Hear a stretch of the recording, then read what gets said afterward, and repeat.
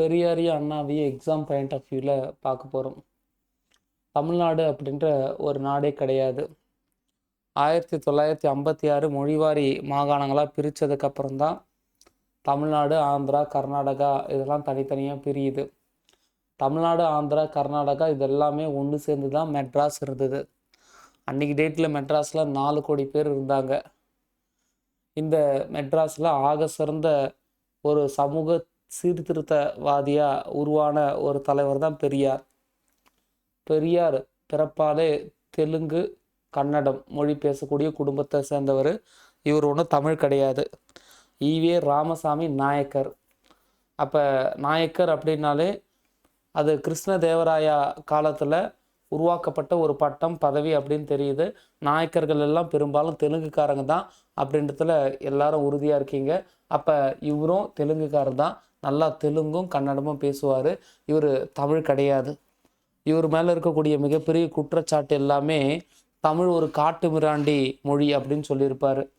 அப்போ இவர் தெலுங்கை எதுவும் பழித்து பேசலை, தமிழை ஒரு காட்டு மிராண்டி மொழியாக சொல்லியிருக்காருன்னு சொல்லிட்டு இன்றைக்கும் அரசியல் கட்சி தலைவர்கள்லாம் வந்து விமர்சிப்பாங்க பெரியாரை.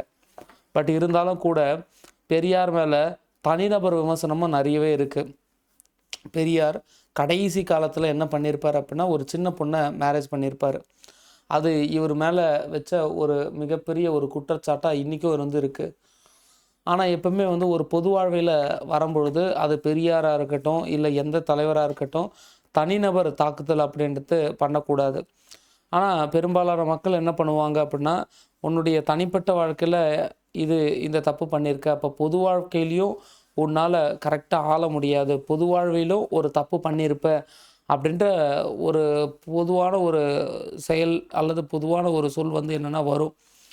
தனிப்பட்ட வாழ்க்கையில் அவங்க பண்ண அந்த விஷயத்தை வச்சு பொது வாழ்வில் முதல்ல மதிப்பிடுறது அப்படின்றது கூடாது. அது பெரியாராக இருந்தாலும் சரி இல்லை இப்போ இருக்கக்கூடிய அரசியல் கட்சி தலைவர்களாக இருந்தாலும் சரி, அது எல்லாருக்கும் பொருந்தும். அப்படி பெரியார் மேலே கடைசியாக இருந்த ஒரு மிகப்பெரிய ஒரு தாக்குதல் அல்லது ஒரு மிகப்பெரிய ஒரு செயல் என்ன அப்படின்னா, அவருடைய 2வது திருமணம் தான் மிகப்பெரிய ஒரு செயல். பெரியார் நாட்டுக்கு தேவையா, பெரியாருக்கு முன்பு பெரியாருக்கு பிறகு அப்படி நம்ம தமிழ்நாட்டை பிரித்து பார்க்கலாமா? அப்படி பிரித்து பார்க்கக்கூடிய அளவு பெரியார் என்ன பண்ணார்? பெரியார் தான் இந்தியாவிலே முதல்ல தீண்டாமைக்கு எதிர்த்து ஒரு சத்தியாகிரக போராட்டத்தை வைக்கமில் நடத்தினார். அப்போ இதுக்கு முன்னாடி யாருமே இந்த தீண்டாமை எதிர்த்து போராட்டம் நடத்தலையே அப்படின்னு கேட்டால் நடத்தலை. 1924 வைக்கம் சத்தியாகிரக போராட்டத்தை பெரியார் நடத்தி சக்ஸஸ்ஃபுல்லாக நடத்தியும் காட்டினார். அது ஒரு மிகப்பெரிய மக்கள் மூமெண்ட்டாகவும் மாறிச்சு. வைக்கம் சத்தியாகிரக போராட்டத்தில் பெரியார் உட்பட நிறைய தலைவர்கள் கலந்துக்கிட்டாங்க. அந்த வைக்கம் சத்தியாகிரக போராட்டத்தில் கலந்துக்கிட்டவங்களுக்கு சமைச்சு போட பஞ்சாபி சீக்கியர்கள் வந்து சமைச்சு போட்டதாகவும் வரலாறு வந்து உண்டு. அந்த வைக்கம் சத்தியாகிரக போராட்டத்தை ஒரு முன்மாதிரியாக வச்சு தான் 1927 மகாராஷ்டிராவில் மகத் சத்தியாகிரகத்தை யார் அண்ணல் அம்பேத்கர் அவர்களும் உருவாக்கினார். அண்ணல் அம்பேத்கருக்கே ஒரு முன்னோடியாக இருந்தவர் யார் அப்படின்னா பெரியார். இந்தியாவுடைய சுதந்திரத்துக்கு பாடுபடக்கூடிய கட்சியில் காங்கிரஸ் கட்சியில் பெரியார் இருந்தாலும் அந்த காங்கிரஸ் கட்சியிலிருந்து விலகி தன்னுடைய பாதையை சுதந்திரத்தை தாண்டி சமூக நீதியை நோக்கி திரும்ப வைக்கிறதுக்கான ஒரு முயற்சியும் பெரியார் வந்து பண்ணியிருப்பார். ஏன் அது பண்ணார் அப்படின்னா, சுதந்திரத்தை தாண்டி ஒரு விஷயம் நமக்கு வந்து வேணும் அப்படின்னா, இங்கே இந்தியாவில் இருக்கக்கூடிய அவலங்கள், இந்தியாவில் இருக்கக்கூடிய ஜாதி பிரச்சனைகள், இது எல்லாத்துக்குமே வந்து பெரியாருடைய இளமை பருவமும் ரொம்ப முக்கியமான காரணம். பெரியாருடைய அப்பா அம்மா வெங்கடப்பர் சின்னத்தாயம்மாள். வெங்கடப்பர் சின்னத்தாயம்மாள் 2 பேரும் ஒன்றா சேர்ந்து வேலைக்கு போய் உழைச்சி பொழைச்சவங்க தான். அதுக்கப்புறம் பிஸ்னஸ் பண்ண ஸ்டார்ட் பண்ணுறாங்க. அதுக்கப்புறம் ஹஸ்பண்ட் அண்ட் ஒய்ஃபுக்குள்ளே எத்தனை குழந்தை பிறந்தாலும் பிறக்கிற குழந்தைலாம் இறந்து போகுது. திருப்பதி போனால் திருப்ப வரும் அப்படின்னு சொன்னதுனால திருப்பதி போய் வேண்டிக்கிட்டு பெத்த மூத்த பிள்ளை தான் ஈவே கிருஷ்ணசாமி அப்படின்ற பெரியாருடைய அண்ணன். E V Ramasamy, E V Krishnasamy. E V கிருஷ்ணசாமிக்கு அடுத்தது தான் ராமசாமி. கிருஷ்ணசாமியோ ராமசாமியோ ரெண்டுமே வந்து பெருமாளுடைய அவதாரம். திருப்பதி போய் பிறந்தவங்க தான் பெரியாரும் பெரியாருடைய அண்ணாவும். இப்படி தான் பெரியாரே வந்து பிறக்கிறாரு. ஒரு பக்திமானான ஒரு குடும்பம். திருப்பதி போய் வேண்டிக்கிட்டு குழந்தை பிறந்ததுனாலவோ என்னவோ பெரியாருடைய அப்பாவோட வெங்கடப்பருடைய வீட்டில் எப்போ பார்த்தாலும் எது நடக்கும் அப்படின்னா யாகங்களும் ஹோமங்களும் புரோகிதர்களை வர வச்சு நடத்திட்டே இருப்பாங்க. ராமாயணமும் மகாபாரதமும் பாராயணம் பண்ணிகிட்டே இருப்பாங்க. அது எல்லாத்தையும் கேட்டு கேட்டு கேட்டு இளமை வயதிலேயே பக்தி பொங்க வளர்ந்த ஒரு நபராக நீங்கள் பெரியாரை பார்க்கலாம். ஆனாலும் பெரியார்கிட்ட அந்த சின்ன வயசுலேயே என்ன இருந்தது அப்படின்னா, எப்போ பார்த்தாலும் என்னென்னா விவாதிக்கிறது. வாதம்ன்றது வேற, விவாதம்ன்றது வேற. விவாதம் பண்ணக்கூடிய மனோபாங்கு, விவாதம் பண்ணக்கூடிய அந்த பக்குவம், அது பெரியாருக்கு சின்ன வயசுலேயே உண்டு. சின்ன வயசுலேயே திண்ணை பள்ளிக்கூடத்தில் சேர்க்கும் போது சொல்லி சொல்லி சேர்ப்பாங்களாம். என்ன சேர்ப்பாங்க? மற்ற ஜாதி பசங்களோடலாம் கலந்து பேசக்கூடாது, நீ தனியாக தான் இருக்கணும் அப்படின்னு என்னென்னா பேரண்ட் சொல்லி சொல்லி அனுப்புவாங்களாம். பேரண்ட் எதை செய்யாதுன்னு சொல்கிறாங்களோ அதை இவர் செய்வாராம். மற்ற ஜாதி பசங்களோட என்னென்னா கூடுவாராம். மற்ற ஜாதிக்கிட்ட போய் தண்ணி வாங்கி குடிக்காத, எங்கேயாவது உனக்கு தண்ணி வேணும் அப்படின்னா ஐயர்கிட்ட போய் கேளு அப்படின்னு சொல்லுவாங்களாம். இவர் ஐயர் குடும்பத்தில் போய் தண்ணி கேட்கும்போது தண்ணியை கொடுக்க மாட்டுறாங்க. அதேமாரி கொடுத்தா அந்த தண்ணி குடித்த அந்த பாத்திரம் முதற்கொண்டு எல்லாத்தையும் கழுவிடுறாங்க. நின்று இடம் முதற்கொண்டு தேய்ச்சி கழுவிடுறாங்க. அப்போ பெரியார் சொல்கிறாரு, நம்ம எப்படி மற்ற ஜாதியை பார்க்குறோமோ அதே போல் நம்மளை மேலே இருக்கிற ஐயர் பார்க்குறாயா. அப்போ நமக்கு மேலே ஒருத்தவன், நமக்கு கீழே ஒருத்தவன், நாம் இங்கே இருக்கோம், நம்ம இங்கே இருக்கோம். அப்போ உள்ளதுலே உச்சபட்சமாக யார் இருப்பா, உள்ளதுலே கீழே யார் இருப்பா? இதெல்லாம் சொன்ன கடவுள். அப்போ இதெல்லாம் சொன்னவன் கடவுள்னா அவன் கடவுளே இல்லை. ஒருவேளை கடவுள்னு ஒருத்தன் இருந்தானா அவன் நம்மளை மாதிரி இருப்பானா, இல்லை நமக்கு மேலே இருக்கிறவன் மாதிரி இருப்பானா, இல்லை நமக்கு கீழே இருக்கிறவன் மாதிரி இருப்பானா அப்படின்னு சொல்லிட்டு அப்போவே விவாதிக்கக்கூடிய மனோபாகம் பெரியாருக்கு உண்டு. அதனாலவோ என்னவோ பெரியாரை இப்போ கொஞ்சம் கொஞ்சமாக வசதியாகிட்டே வராங்க. யார்? வெங்கடப்பர். வசதியான குடும்பத்தில் பெரியார் இருந்தாலும் பெரியாரை அவங்க பாட்டி வீட்டில் எடுத்துன்னு போய் விட்டுறாங்க. பாட்டி வீட்டில் விற்ற உடனே இன்னும் என்னென்னா கூடுதலாக ஒரு படி மேலே போய் சேரிகளில் போய் நல்லா ஆட்டம் போடக்கூடிய பெரியாராக மாறுறாரு. பெரியார் ஈவே ராமசாமி. பெரியார்ன்ற டைட்டில் இப்போ வரையும் வரவே இல்லை. ஈவே ராமசாமி சேரிகளில் போய் ஆட்டம் போடுறாரு. இதெல்லாம் பார்த்துட்டு அவங்க அப்பாவுக்கு ரொம்ப வருத்தம். இவனை திருந்தணும் அப்படின்னு சொல்கிறதுக்காக, வறுமையை காட்டணுன்றதுக்காக பாட்டிக்கிட்ட போய் விட்டானா இவன் கடைசியில் என்ன பண்ணுறான்? சேரி பசங்களோடு போய் ஒன்றா சேர்ந்து சுற்றுறானே அப்படின்னு சொல்லிட்டு பெரியாருடைய படிப்பையே நிப்பாட்டிடுறாரு. அப்படி இளம் வயசுலேயே விதண்டாவாதம் பண்ணக்கூடிய ஒரு பெரியாரை நம்ம பார்க்கலாம். பெரியார் இது பெரியார்மன், இது பெரியார்மன் அப்படின்னு சொல்லிட்டு இன்றைக்கி திராவிட கட்சிகள் எல்லாமே பேசிக்கிட்டு கிளைம் பண்ணிகிட்டே இருக்காங்க. உண்மையாகவே பெரியார் மண் இதுதானா அப்படின்னு கேட்டால் ஆமாம். என்னைக்கு ஒரு விதவை வெள்ளை புடவை தான் கட்டி வாழணும் அப்படின்ற ஒரு கோட்பாடு இருக்கும் பொழுது இன்றைக்கி யார் விதவை, யார் சுமங்கலி அப்படின்ற ஒரு சூழலே இல்லாத அளவு எல்லாருமே ஒரு நல்ல கலாசாரி கற்றவரையும் பெரியார்ன்ற ஒரு ஆளுமும் இங்கே இருக்க தான் செய்யுது. என்னைக்கு இந்த ஸ்கெடியூல் காஸ்ட் பீப்புள் எல்லாமே கோயில் பக்கம் வரக்கூடாது, அங்கே வரக்கூடாது, இங்கே வரக்கூடாது அப்படின்ற ஒரு தீண்டாமை, ஒரு பாகுபாடு இருந்ததோ அது எல்லாத்தையும் உடைக்கிறதுக்கு பெரியாரும் பாடுபட்டார். பெரியார் மட்டுமே பாடுபட்டார் அப்படின்னு சொல்ல முடியாது. பெரியாரும் பாடுபட்டார். ஆனால் பெரியார் தான் முதல்ல பாடுபட்டார் தென்னிந்தியாவிலேயே. அதனால் இன்றைக்கி ஸ்கெடியூல் காஸ்ட் பீப்புள் அனுபவிக்கக்கூடிய அத்தனை சுகபோகங்களுக்கும் பெரியார் மட்டும் காரணம் நம்ம சொல்ல வரல. பெரியாரோடு சேர்த்து அயோத்திதாச பண்டிதராக இருக்கலாம், ரெட்டமலை சீனிவாசராக இருக்கலாம், இல்லை நீதி கட்சியாக இருக்கலாம். அத்தனை பேரும் சேர்ந்து போராடினாங்க. ஆனால் அரசியல் இயக்கம் இல்லாமல் தனிநபராக இருந்து ஒரு மிகப்பெரிய சுயமரியாதை இயக்கத்தை நடத்தி அவர் கண்ட வெற்றிகள் எல்லாமே என்ன பெருசு. அப்போ பெண்கள் இன்றைக்கி வேலைக்கு போகிறாங்க. பெண்கள் இன்றைக்கி சரிசமமாக எல்லா இடத்துலையும் இருக்காங்க. டிஎன்பிஎஸ்சி எக்ஸாமில் பெண்கள் ஆண்களை விட அதிகமான இடத்துல ஜாபுக்கு போகிறாங்க. அப்படி எங்கெல்லாம் பெண்களுடைய ஆதிக்கம் அதிகமாக இருக்கோ அவங்களுடைய ஆதிக்கம் அதிகமாக இருக்கிறவரையும் இது பெரியார் மண்ணு தான். எங்கெல்லாம் ஸ்கெடியூல் காஸ்ட் பீப்புள் எல்லாமே இன்றைக்கி அந்த காஸ்டிசத்தை மீறி முட்டி மோதி படித்து முன்னேறுறாங்களோ அந்த முன்னேற்றம் இருக்கிறவரையும் இது பெரியார் மண்ணு தான் அப்படின்னு சொன்னால் அது மிகையாகுமா அப்படின்னு கேட்டால் மிகையாகாது. ஸோ அந்தளவு பெரியார் என்ன பண்ணார் அப்படின்னா அவருடைய வாழ்வியலில் சில விஷயங்களை நான் சும்மா சொல்கிறேன். பெரியாருக்கு ஒரு தங்கை இருக்காங்க. அவங்கள சின்ன வயசுலேயே கட்டி கொடுத்துட்டாங்க. அவங்களுக்கு ஒரு பொண்ணு. அந்த பொண்ணு என்ன பண்ணிச்சு அப்படின்னா அந்த பொண்ணுக்கும் சின்ன வயசுலேயே மேரேஜ் பண்ணி விட்டாங்க. அந்த பொண்ணு 9 வயசு இருக்கும்போது மேரேஜ் ஆகிடுச்சு. அந்த பொண்ணு 11 வயசு இருக்கும்பொழுது அந்த பொண்ணு விதவையாகிடுச்சு. அப்போ தன்னுடைய வீட்டில் தன்னுடைய தங்கச்சி பொண்ணுக்கு இந்த பெரியார் என்னென்னா தாய்மாமன் முறை. அப்படி இருந்தும் கூட தான் வீட்லேயே ஒரு பெண் விதவையாக இருக்கா அப்படின்னு தெரிஞ்சு தான் வீட்டை எதிர்த்துக்கிட்டு அந்த காலத்திலேயே விதவைக்கு மறுமணம் செஞ்சு தான் குடும்பத்திலேருந்து அந்த புரட்சியை ஸ்டார்ட் பண்ணது யார் அப்படின்னா இந்த பெரியார் அப்படின்னு சொல்லலாம். படிப்புலாம் வரல. படிப்புலாம் வரல அப்படின்றத விட படிக்க போன இடத்துல படிப்பை தாண்டி நிறைய விஷயம் பண்ணார். அதனால் என்ன ஆச்சு அப்படின்னா பெரியாருடைய படிப்பு நின்று போச்சு. வியாபாரத்தில் பெரியாரை சேர்த்தாங்க. நல்ல கணக்கு போடுவாராம். வேக வேகமாக கணக்கு போட்டு அந்த வியாபாரத்தை பண்ணக்கூடிய திறன் அதிகம். அப்படி இருக்கும் பொழுது ஒரு கட்டத்தில் நல்லா சம்பாதிக்கிறாரு. சம்பாதிக்கிறத எல்லாத்தையும் வச்சுக்கிட்டு கல் குடிச்சிக்கிட்டு கூட இருக்கக்கூடிய கூட்டாளிகள் எல்லாரையும் வர வச்சு மது விருந்து கொடுத்து டெய்லியுமே வந்து என்னென்னா ஆத்தங்கரை ஓரத்தில் நிலவு வெளிச்சத்தில் நடன மாதுவை அழைச்சிட்டு வந்து டான்ஸ் ஆடுற பொண்ணை அழைச்சிட்டு வந்து ஒரு பெரிய கூத்தும் கும்பாலமாக வாரத்துக்கு ஒரு 2 வாட்டி 3 வாட்டியாவது செலிப்ரேட் பண்ணுவாராம். இவனை இப்படியே விட்டால் வேலைக்கு ஆகாது அப்படின்னு சொல்லிட்டு பெரியாருக்கு என்ன பண்ணாங்க அப்படின்னா பொண்ணு பார்க்க ஆரம்பித்தாங்க. அப்போ இவர் பிடி கொடுக்கவே இல்லை. 2-3 பொண்ணு பார்த்தாங்களாம். எந்த பொண்ணு சரியில்லைன்னு சொன்னாராம். கடைசியில் தான் என்ன தெரியுது அப்படின்னா பெரியார் லவ் பண்ண ஆரம்பித்தாராம். அந்த லவ்வை வந்து ஏற்றுக்கிட்டாங்களா அப்படின்னு கேட்டால் ஏற்றுக்கிட்டாங்க. ஏன்னா ஒரே ஜாதின்றதுனால அவங்க வீட்டில் பெருசாக எதுவும் வந்து என்னென்னா எதிர்ப்பு காட்டலை அப்படின்னு சொல்கிறாங்க. நாங்கள் ஜாதி மட்டும் அதை வச்சு பெரியார் பார்த்துருப்பாரா அப்படின்னு கேட்டால் இல்லை. பெரியாருடைய சொந்தக்கார பொண்ணு தான் நாகம்மை. பொண்டாட்டினாலே நாகப்பாம்பு மாதிரி கொத்துவான்றது ஞாபகம் வச்சுக்கோங்க. அதனால் நாகம்மை. பெரியாருடைய ஒய்ஃப் வந்து நாகம்மை. பெரியாருடைய ஒய்ஃப் வந்து நாகம்மை. அந்த காலத்துலலாம் தாலிக்கு வந்து அதிகமான சென்டிமெண்ட் வந்து இருக்கும்.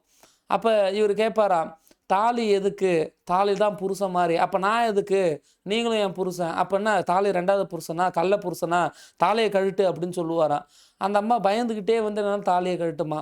தெய்வ நம்பிக்கை அதிகமாக இருக்குமா நாகம்மைக்கு. அப்போ தெய்வ நம்பிக்கை அதிகமாக இருக்கிற நாகம்மைக்கு எப்படியாவது வந்து அதை போக்கணும் அப்படின்னு சொல்லிட்டு ஒரு 4 ரவுடி பசங்களை பின்னாடி அனுப்புவாராம் பெரியார். ரவுடி பசங்களை பின்னாடி அனுப்பி என்ன பண்ணுவார் அப்படின்னா கொஞ்சம் பயம் புத்துவாராம். ஏன் உங்கள் தெய்வம் வந்து காப்பாற்றலையா அப்படின்னு கேட்பாராம். இல்லைங்க அப்போ நான் தானே தெய்வம், நான் தானே வந்து காப்பாற்றினேன், இனிமேல் வந்து என்ன தெய்வத்தை போய் வேண்டாத அப்படின்னு சொல்லி கேட்பாராம்.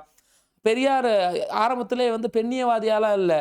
அவர் முதல்ல ஜாதியை எதிர்த்தாரு. அதுக்கப்புறம் தான் வந்து கொஞ்சம் கொஞ்சமாக பெண்ணியவாதியாக வந்து மாறினார். இப்போ ஒரு ஆண் ஒரு பொம்பளையை வந்து அடிக்க ஆரம்பித்தான் அப்படின்னா எடுத்தவொன்னே வந்து என்னென்னா தலைமுடியை வந்து பிடிச்சி அடிப்பான்.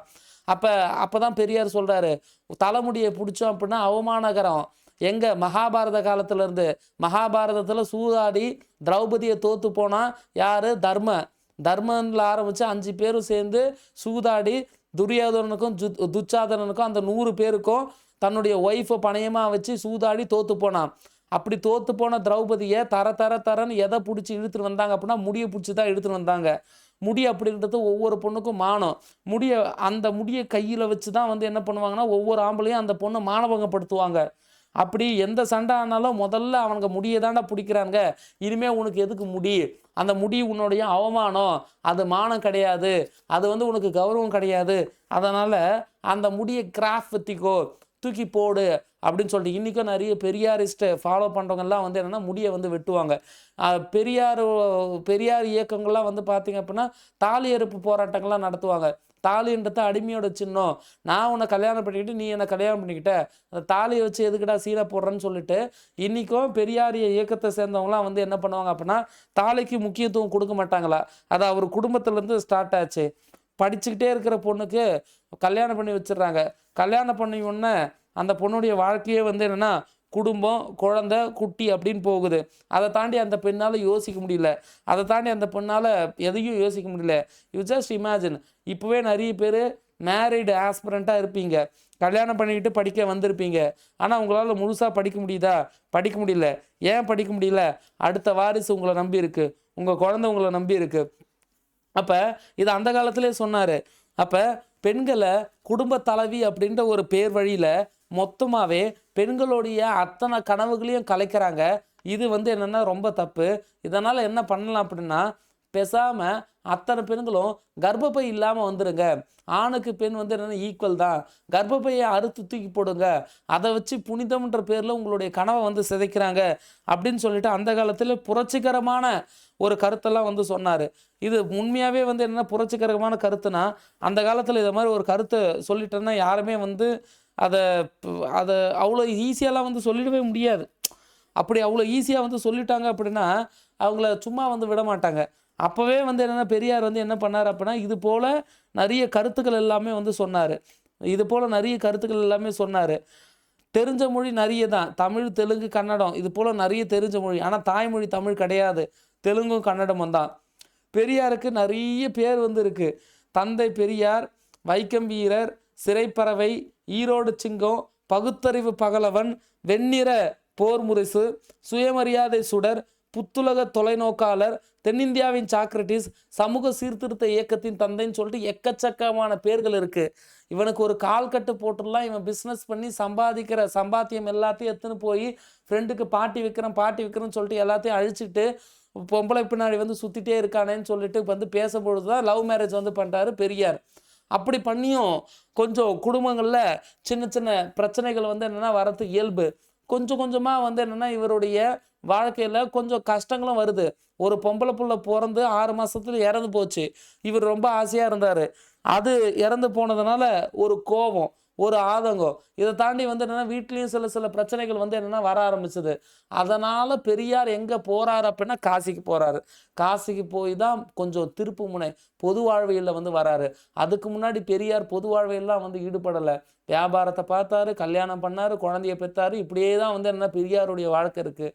காசிக்கு போனால் தான் வந்து திருப்பம். நிறைய பேர் வந்து என்னென்னா காசிக்கு போய் தான் வந்து என்னென்னா ஒரு திருப்பு முனையை வந்து என்னென்னா சந்திச்சாங்க. அது என்னமோ ஏதோ தெரியாது. பெரியாரும் காசிக்கு தான் போனார். அவர் காசிக்கு போகிறதெல்லாம் ரொம்ப சுவாரஸ்யமாக இருக்கும் அப்படின்னு சொல்லுவாங்க. பெரியார் காசிக்கு போகிற வழியில் சாப்பாடு இல்லாமல், பணம் இல்லாமல், சில நேரங்களில் செல்வந்தராக இருந்த பெரியார், ஈரோடில் பெரும்புள்ளியாக இருந்த வெங்கடப்பருடைய பையனான பெரியார் காசிக்கு போகிற வழிகள்லாம் பிச்சை எடுத்து சாப்பிட்ட ஒரு வரலாறு வந்து இருக்குது.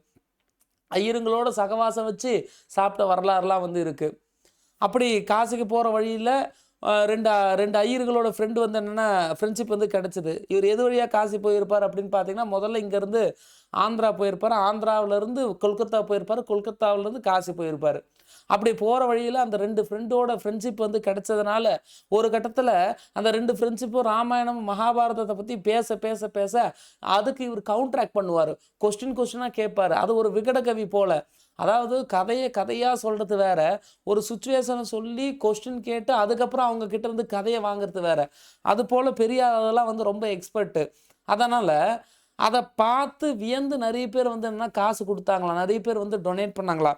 இப்படி பெரியார் வந்து அந்த டொனேஷன்லாம் வாங்கி சாப்பிட்டு கொண்டுக்கிட்டுன்னு சொல்லிட்டு அவங்க ஃப்ரெண்டோடு சேர்ந்து அதுக்கப்புறம் கொல்கத்தா போகிறாங்க. அதுக்கப்புறம் காசி போகிறாங்க. காசி போனதுக்கப்புறமா அந்த ஃப்ரெண்ட்ஸ் எல்லாம் வந்து என்னென்னா அவங்கவுங்க வேலையை பார்க்குறாங்க. இவரும் காசியில் ரொம்ப காலம் வந்து இருக்கார். அதுக்கப்புறம் ஒரு ஆசிரமத்தில் போய் வேலை செய்கிறாரு. எங்கே பார்த்தாலும் வேலைலாம் கிடைக்கல. மீசையை தாடி இருக்கிறதுலாம் வந்து என்னென்னா ஒரு அடையாளம். பிராமின் எப்பவுமே மீசை வைக்க மாட்டாங்க. அதனால் வந்து இவர் மீசையெல்லாம் வந்து நல்லா மழுங்கடிச்சு நல்லா சேவ் பண்ணிவிட்டு அதுக்கப்புறம் ஒரு பிராமின் போல் ஏமாற்றி ஒரு ஆசிரமத்துலேயும் போய் வேலைலாம் செஞ்சார். காலையில் 4 மணிக்கு எழுந்து குளிச்சுட்டு வில்வேலையில் ஆரம்பித்து பூக்கள்லாம் பறித்து எடுத்துன்னு வந்து அந்த ஆசிரமத்தில் வந்து என்னென்னா கொடுக்கணும். இதுதான் வந்து என்னென்னா இவர் கொடுத்த வேலையே. இவருக்கு இருக்கிற பெரிய கெட்டப்பழக்கம், இவர் பெருசாக குளிக்க மாட்டார். இவங்க ஒய்ஃப் நல்லா குளிப்பாங்க, சுத்தமாக இருப்பாங்க, ஆச்சாரமாக இருப்பாங்க. பட் இவர் வந்து பெருசாக வந்து குளிக்க மாட்டார். இவர் ஏன் காசிக்கு வராரு? இவர்கிட்ட இருக்கக்கூடிய அதிகப்படியான பிரச்சனையை தீர்த்துக்கணும் அப்படின்றதுக்காக இவர் பண்ணக்கூடிய பெரிய ஒரு விஷயம், கல்யாணத்துக்கு அப்புறமும் வந்து என்னென்னா விபச்சார விடுதிக்கு அடிக்கடி வந்து போனாராம். இதனால் வந்து அவங்க அப்பா வந்து கொஞ்சம் திட்டாரு, அடிச்சிட்டாரு. ஒய்ஃபை வந்து திட்டாங்க. பட் ஒய்ஃபுக்கு லவ்லாம் வந்து குறையல. அந்த காலத்தில் விபச்சார விடுதியில் ஆண்களை வந்து எப்போவுமே இருக்கிறது அப்படின்றது ரொம்ப இயல்பு தான். தமிழ்நாடு மட்டும் இல்லை, இந்தியா முழுவதும் விபச்சார விடுதிகள்லாம் இருந்தது. ஏன் அந்த காலத்தில் ஹெச்ஐவி இருந்ததா? அந்த காலத்தில் ஹெச்ஐவி இருந்ததா அப்படின்னு கேட்டால் அந்த காலத்தில் ஹெச்ஐவிலாம் வந்து கிடையாது, எய்ட்ஸ்லாம் வந்து கிடையாது. அதனால் அந்த ஒரு கற்பை வந்து ஒழுக்கத்தோட தொடர்பு படுத்தக்கூடிய ஒரு வழக்கம் வந்து ஆண்களுக்கு இல்லை. ஆண்களுடைய கற்பையும் ஆண்களுடைய ஒழுக்கத்தையும் ஒன்றா சேர்த்து வைக்க மாட்டாங்க.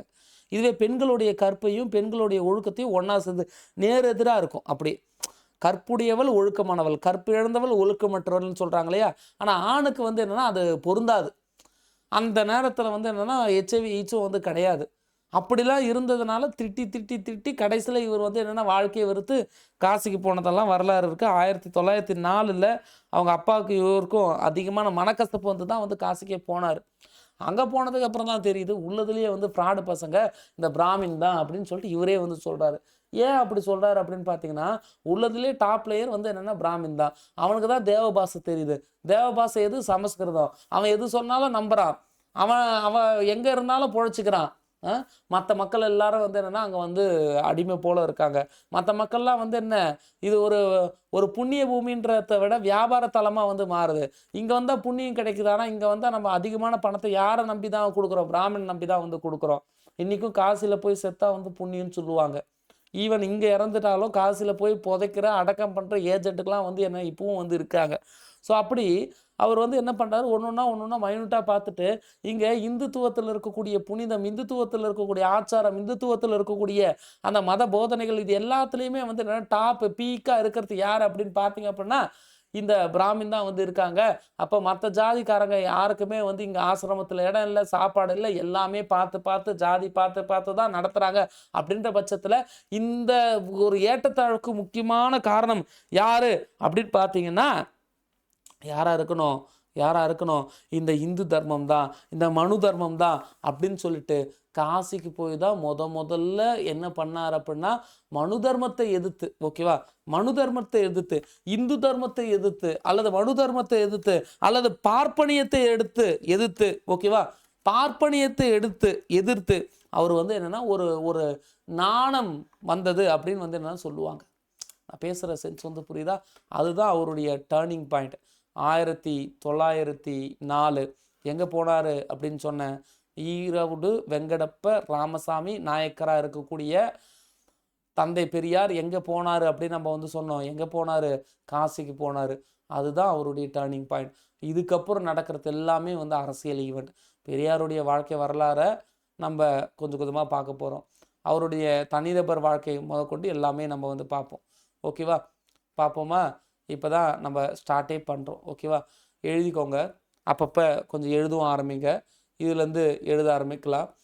1879 செப்டம்பர் மாதம் 17ஆம் தேதி ஒரு பணக்கார தொழிலதிபருடைய குடும்பத்தில் வெங்கடப்பர் சின்னத்தாபிக்கு மகனாக பிறக்கிறாரு, 2வது மகனாக பிறக்கிறாரு. பெரியார் தன்னுடைய 19வது வயசில் 13 வயசு பொண்ணு நாகமே தன்னுடைய சொந்தக்கார பொண்ணை அவர் என்ன பண்ணார் அப்படின்னா மேரேஜ் பண்ணிக்கிட்டார். இது ஒரு லவ் மேரேஜ் தான்.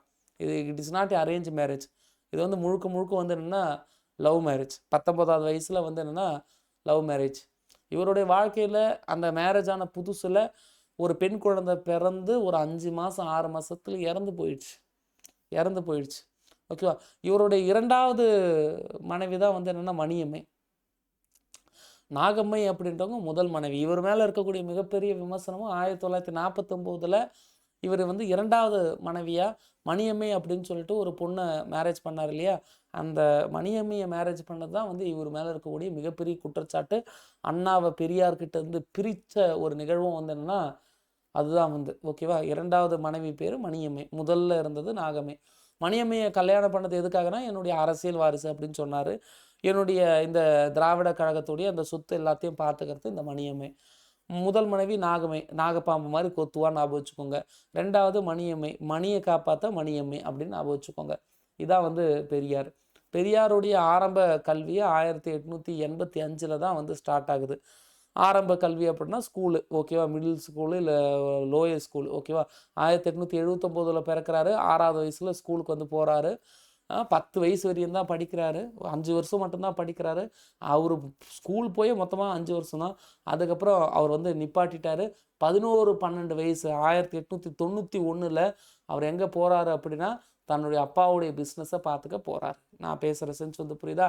1879 பிறப்பு, 1885 படிப்பு, 1891 தன்னுடைய 12வது வயதில் அவர் பிஸ்னஸ் பார்க்க போகிறாரு. யார்? ஈவே ராமசாமி நாயக்கர். அதுக்கப்புறம் 1904 கல்யாணத்துக்கு அப்புறம் 19 வயசில் கல்யாணம் ஆகுதுன்னு சொன்னோம் இல்லையா, 1904 19 வயசுக்கு அப்புறமா கல்யாணத்துக்கு அப்புறமா 1904 அவர் போகிற இடம் வந்து பார்த்திங்கன்னா காசி சிவன் கோயில், காசி விஸ்வநாதன் கோயில். அங்கே போய் தான் அவருக்கு வந்து என்ன கிடச்சிது அப்படின்னா ஞானோதயம் கிடச்சிது அப்படின்னு சொல்கிறாங்க. அதுக்கப்புறம் வராரு, மறுபடியும் ரிட்டன் ஆகிறாரு. ரிட்டன் வந்து அவர் நிறைய அரசியல் நிகழ்வுகளை கொஞ்சம் கொஞ்சமாக கலந்துக்கிறாரு. ஆனால் அவருக்கு வந்து என்னென்னா ஒரு பீக் அல்லது ஒரு டேர்னிங் பாயிண்ட் அப்படின்னு பார்த்தீங்க அப்படின்னா 1919 தான் வந்து டேர்னிங் பாயிண்ட். 1918 வச்சுப்போமே. ஈரோடு சேர்மன் ஆகிற அளவு வந்து என்னென்னா ரொம்ப ஃபேமஸ். இவங்க அப்பாவுக்கு தான் வந்து என்னென்னா சொல்லணும். ஏன் இவங்க அப்பாவை வந்து நம்ம வந்து சொல்கிறோம் அப்படின்னா இவங்க அப்பா தாங்க வந்து முழுக்க வந்து என்னன்னா ரொம்ப எப்படி சொல்ல ஃபேமஸான ஒரு ஃபிகர்னு கூட வச்சுக்கலாமே. ரொம்ப ஃபேமஸான ஒரு ஃபிகர் வந்து என்னன்னா இவங்க அப்பா தான். அதனுடைய ஒரு விளைவாக தான் இவர் வந்து என்னென்னா நகர்மன்ற சேர்மன் ஆகிற அளவு வந்து என்னென்னா ஒரு ஒரு இதுவே வந்தது. 1918 நகரமன்ற சேர்மனாக இருக்கார். அவர் காங்கிரஸில் வந்து எப்போ வந்து அவருடைய அந்த ஈடுபாடு எல்லாமே வந்து இருக்குது அப்படின்னு நான் சொல்கிறேன் பாருங்கள். காசி போய் வந்தது 1904, 25வது வயசு. வீட்டை விட்டு போய் விஜயவாடா வழியாக காசி போய் எல்லா இடத்தையும் போய் சுற்றி பார்த்துட்டு வராரு. 1905 ஆரம்பித்து 1908 முதல்ல ஒரு 3 வருஷம் அவர் என்ன பண்ணுறாரு அப்படின்னா மக்கள் நல பணி ஆற்றுறாரு. ஈரோடில் பிளேக் நோய் அப்போ தான் பரவிட்டு இருந்தது. அப்போ கொஞ்சம் வந்து மீட்பு இதெல்லாம் வந்து என்னென்னா வரலாறு சும்மா தெரிஞ்சுக்கோங்க, இதெல்லாம் கேட்க மாட்டாங்க. முதல்ல வந்து என்னென்னா அது மக்கள் நல பணியை வந்து என்னென்னா இதுவும் பண்ணுறாரு. பிளேக் நோயெல்லாம் வந்து என்னென்னா பாதிக்கப்பட்டவங்களுக்கு போய் உதவி செஞ்சு இறந்த சடலம் பிளேக் நோய் வந்து பாதிக்கப்பட்டிருப்பான் பார்த்தியா, அந்த உடம்பெல்லாம் வந்து என்னென்னா அனாதையாக இருந்து தான் பெரியார் ஒரு 4 பசங்களோடு சேர்ந்து போய் 26 வயசில் அந்த அனாதை பிணங்களை அடக்கம் பண்ணி பண்ணி பண்ணி ஃபேமஸ் ஆனவர் பெரியார். பல பேருக்கு தெரியாது, அதனால் இதை நான் சொல்கிறேன். தான் தோல் மேலே சுமந்துக்கிட்டு பெரியார்னாலே வந்து என்னென்னா கடைசி நேரத்தில் மணியம்மையை கல்யாணம் பண்ணது மட்டும்தான் வந்து என்னென்னா பல பேருக்கு தெரியும். அந்தாலும் தெலுங்கன் தமிழுக்கு எதிரானவன் இருக்கலாம், இல்லாமல் போகலாம், அதை பற்றி நமக்கு தெரியாது. ஆனால் அவருடைய பர்சனல் லைஃப்பில் வந்து என்னென்னா காசுக்கு போகிறதுக்கு முன்னாடி வந்து எப்போ பார்த்தாலும் வந்து விபச்சார விடுதிக்கு போனவன், அதனால் அப்பனோட பெரிய சண்டை. இது தெரிஞ்ச மக்களுக்கு இதுவும் தெரியாது. அனாதை பிணங்கள் நிறைய, உறவினர்களே வந்து என்னென்னா விட்டு போன பிணங்கள் நிறைய, அத்தனை பிணங்களையும் பிளேக் நோய் பரவன காலகட்டங்களில் தன்னுடைய தோல் மேலே சுமந்துக்கிட்டு போய் புதைச்சது பெரியார் தான். அப்பேற்பட்ட ஒரு நபரை காங்கிரஸ் வந்து பார்க்குது, தான் பக்கம் வந்து இழுத்துக்குது. ஓகேவா? இந்த காலகட்டங்களில் தான், இந்த பொது வாழ்வில் ஈடுபடக்கூடிய இந்த காலகட்டத்தில் தான் தன்னுடைய விதவை பொண்ணுக்கு வந்து என்னென்னா மறுமணம் வந்து செஞ்சு வைக்கிறார். புரட்சிகரமான இயக்கம். அதாவது காசி போயிட்டு வந்ததுக்கப்புறம் திருப்பங்கள் அதிகம். அதுக்கு முன்னாடி வந்து விவாதம் மட்டும்தான், வெறும் வாய் சவடல் மட்டும்தான், எந்த செயலும் கிடையாது பெரியாருக்கு. காசி போயிட்டு வந்ததுக்கப்புறம் தான் வந்து செயலே வந்து நடக்குது. 1909 தன்னுடைய 30வது வயசில் தான் அடுத்த ஒரு மிகப்பெரிய ஸ்டெப்பு. தன்னுடைய தங்கச்சி பொண்ணு வந்து விதவையாக இருக்காலே, அவளுக்கு வந்து மேரேஜ் பண்ணி வைக்கணுமேன்னு சொல்லிட்டு மக்கள் நல பணிகள் ஒரு சைடு, அப்புறம் இது போல் புரட்சிகரமான விஷயங்களை தான் வீட்டிலேருந்து ஆரம்பிக்கிறாரு. அதுக்கப்புறம் அவங்க அப்பா இறந்து போயிடுறாரு. வெங்கடப்பர் வந்து இறந்து போயிடுறாரு. 1911 வந்து வெங்கடப்பர் இறந்துடுறாரு. அப்போ வெங்கடப்பர் இறந்ததுனால ஒரு 3-4 வருஷம் வந்து ஸ்ட்ரெஸ்ஸாக இருந்து எல்லா பிஸ்னஸையும் இவர் மட்டுமே வந்து பார்க்குறாரு. கொஞ்சம் அது எல்லாத்தையும் செட்டில் டவுன் பண்ணுறாரு. 1914 ஆரம்பித்து 1918 வரையும் காங்கிரஸ்குள்ளே கொஞ்சம் கொஞ்சமாக உள்ளே போகிறாரு. அது மட்டும் இல்லாமல் ஈரோடு நகர்மன்ற சேர்மனாக மாறுறாரு. அப்பாவுடைய பேர் அந்த ஃபேமஸ்ஸு, அது மட்டும் இல்லாமல் இவருடைய மக்கள் நல பணி, இதெல்லாம் ஒன்று சேர்ந்து ஈரோடு நகர்மன்ற சேர்மனாக வந்து என்னென்னா மாறக்கூடிய காலகட்டம். ஒரு 4 வருஷம் நகர்மன்ற சேர்மனாக வந்து இவர் வந்து இருந்தார். காங்கிரஸ்குள்ளேயே இப்போ தான் வந்து உள்ளேயும் என்ட்ரி ஆகிறாரு. இப்படி தான் வந்து என்னென்னா பெரியார். இந்த காலகட்டத்தில் தான் ஈரோடு நகர்மன்ற சேர்மனாக இருக்கும்போது தான் சேலத்து சேர்மனாக ராஜாஜி இருக்கும்போது ராஜாஜிக்கும் பெரியாருக்கும் நட்பு. ராஜாஜிக்கும் பெரியாருக்கும் 1000 கருத்து வேறுபாடு. ராஜாஜி பிராமின், பெரியார் நாயக்கர். பிராமணை பொறுத்தவரை நாயக்கர்லாம் வந்து தாழ்ந்த ஜாதி தான் அந்த காலத்தில். இப்போல்லாம் நாயக்கர்கள்லாம் பெரியாள்னு சொல்கிறாங்களே, அப்போல்லாம் கிடையாது. நாயக்கர்லாம் தாழ்ந்த ஜாதி. இப்போ அப்போல்லாம் வந்து நாடார்களே தாழ்ந்த ஜாதி தான், பனையேறின்னு சொல்லுவாங்க நாடார்களை. ரொம்ப தாழ்ந்த ஜாதியாக வந்து பார்த்தாங்க. இப்போ அப்படிலாம் வந்து கிடையாது. பிசி எம்பிசி கம்யூனிட்டிக்குள்ளே வந்து மாறி மாறி இருக்காங்க. அப்படி இருக்கும்பொழுது அந்த காலத்தில் ஜாதி வேறுபாடு பாராமல் சமபந்தி போஜனத்தை நடத்தின சேலத்து மாம்பழம் சொல்லக்கூடிய ராஜாஜியுடைய நட்பு பெரியாருக்கு கிடைச்சது. பெரியார் நகர்மன்ற சேர்மனாக இருக்கும்பொழுது தான் 1914 ஆரம்பித்து 18 வரையும். அதுக்கப்புறம் 1919 காங்கிரஸில் அவர் வந்து என்ன பண்ணுறாரு அப்படின்னா, ஒரு வகுப்பு வாரி தீர்மானத்தை கொண்டுட்டு வாங்க அப்படின்னு சொல்லி கேட்குறாரு. வகுப்பு வாரி தீர்மானம் அப்படின்னா கம்யூனல் ஜிஓ. ஆனால் ஒரு விஷயத்தை நல்லா புரிஞ்சுக்கணும், அந்த கம்யூனல் ஜிஓவை காங்கிரஸ்லாம் கொண்டுகிட்டே வரல. முதல்ல கம்யூனல் ஜிஓவை 1923, 24 காலகட்டங்களில் நீதி கட்சி தான் கம்யூனல் ஜிஓவை கொண்டுகிட்டே வந்தது. அதுக்கப்புறம் 26 அதை வந்து என்ன முத்தையா முதலியார் கோட்டா சிஸ்டமாகவும் மாற்றிச்சு நீதி கட்சி. அப்போ இந்த கம்யூனல் ஜிஓ அந்த ரிசர்வேஷன் கான்செப்டை முதல்ல பெரியார் காங்கிரஸில் வந்து எடுத்து வச்ச காலகட்டம் 1919. ஆனால் காங்கிரஸ் அதை செய்ய மாட்டேன்னு சொன்னாங்க. இவர் ஏன் பிற்காலத்தில் நீதி கட்சி மேலே ஒரு ஈர்ப்பு வந்ததுன்னா, நீதி கட்சி தான் முதல்ல இந்தியாவிலேயே நீங்கள் இப்போவும் சர்ச் பண்ணி பாருங்கள். இந்தியாவிலே முதல்ல ரிசர்வேஷனை கொண்டுட்டு வந்து படிப்புலேயும் வேலை வாய்ப்புலையும் ஸ்கெடியூல் கேஸ்டில் ஆரம்பித்து எல்லா ஜாதிக்காரனும் அந்த ரெப்ரசன்டேஷனாக வந்து இருக்கணும்னு சொல்லிட்டு இந்தியாவிலேயே முதல்ல அந்த கம்யூனல் ஜீவோவை பாஸ் பண்ணது எது அப்படின்னா நீதி கட்சி தான். ஆனால் இவர் 1919 வந்து கேட்டிருப்பார். 1919 நம்ம எல்லாருக்குமே வந்து தெரியும் ஒத்துழையாமை இயக்கம் அப்படின்ற ஒரு இயக்கம். யார் கொண்டுட்டு வரா? காந்தி, உத்தமர் காந்தி வந்து கொண்டுட்டு வர்றாரு. அந்த ஒத்துழையாமை இயக்கத்தில் பார்ட்டிசிபேட் பண்ணது யார் அப்படின்னா பெரியார். அதுக்காக வந்து என்ன பண்ணுறாரு அப்படின்னா தன்னுடைய பதவி அத்தனையும் வந்து என்னென்னா விலக்கிட்டு வந்துட்டார். வேண்டாம், நான் வந்து என்ன பண்ணுறேன், ஒத்துழையாமை இயக்கத்தில் நான் வந்து பார்ட்டிசிபேட் பண்ணுறேன் அப்படின்னு சொல்லிட்டு பார்ட்டிசிபேட் பண்ண இது பண்ணுறாரு. ஓகேவா? இது நல்லா புரிஞ்சுக்கணும். பெரியார் காங்கிரஸில் சேர்ந்த அந்த காலகட்டம் இருக்குல்ல, 1916, 17, 18 தான் சொல்கிறோம் இல்லையா, அதுவுமே வந்து என்னென்னா ஒரு அரசியல் தான். என்ன அரசியல் அப்படின்னா காங்கிரஸில் எல்லாமே பாப்பானுங்க தான், பிராமின் தான். பிராமினை தாண்டி மற்றவங்க எல்லாருக்கும் வந்து வேலை இல்லைன்னு சொல்லிட்டு தான் 1916 விக்டோரியா மஹாலில் நீங்கள் வந்து பார்த்தீங்கன்னா நடேசனாரில் ஆரம்பித்து எல்லாரும் சேர்ந்து பிடி தியாகராய செட்டியாரில் ஆரம்பித்து எல்லாரும் சேர்ந்து இந்த ஜஸ்டிஸ் பார்ட்டி அப்படின்னு சொல்லக்கூடிய நீதி கட்சியை அல்லது சவுத் இந்தியன் லிபரல் ஃபெடரேஷனை உருவாக்குனாங்க. அப்போ சவுத் இந்தியன் லிபரல் ஃபெடரேஷனுடைய அந்த அறிக்கை வந்து என்னென்னா பயங்கர ஃபேமஸ்.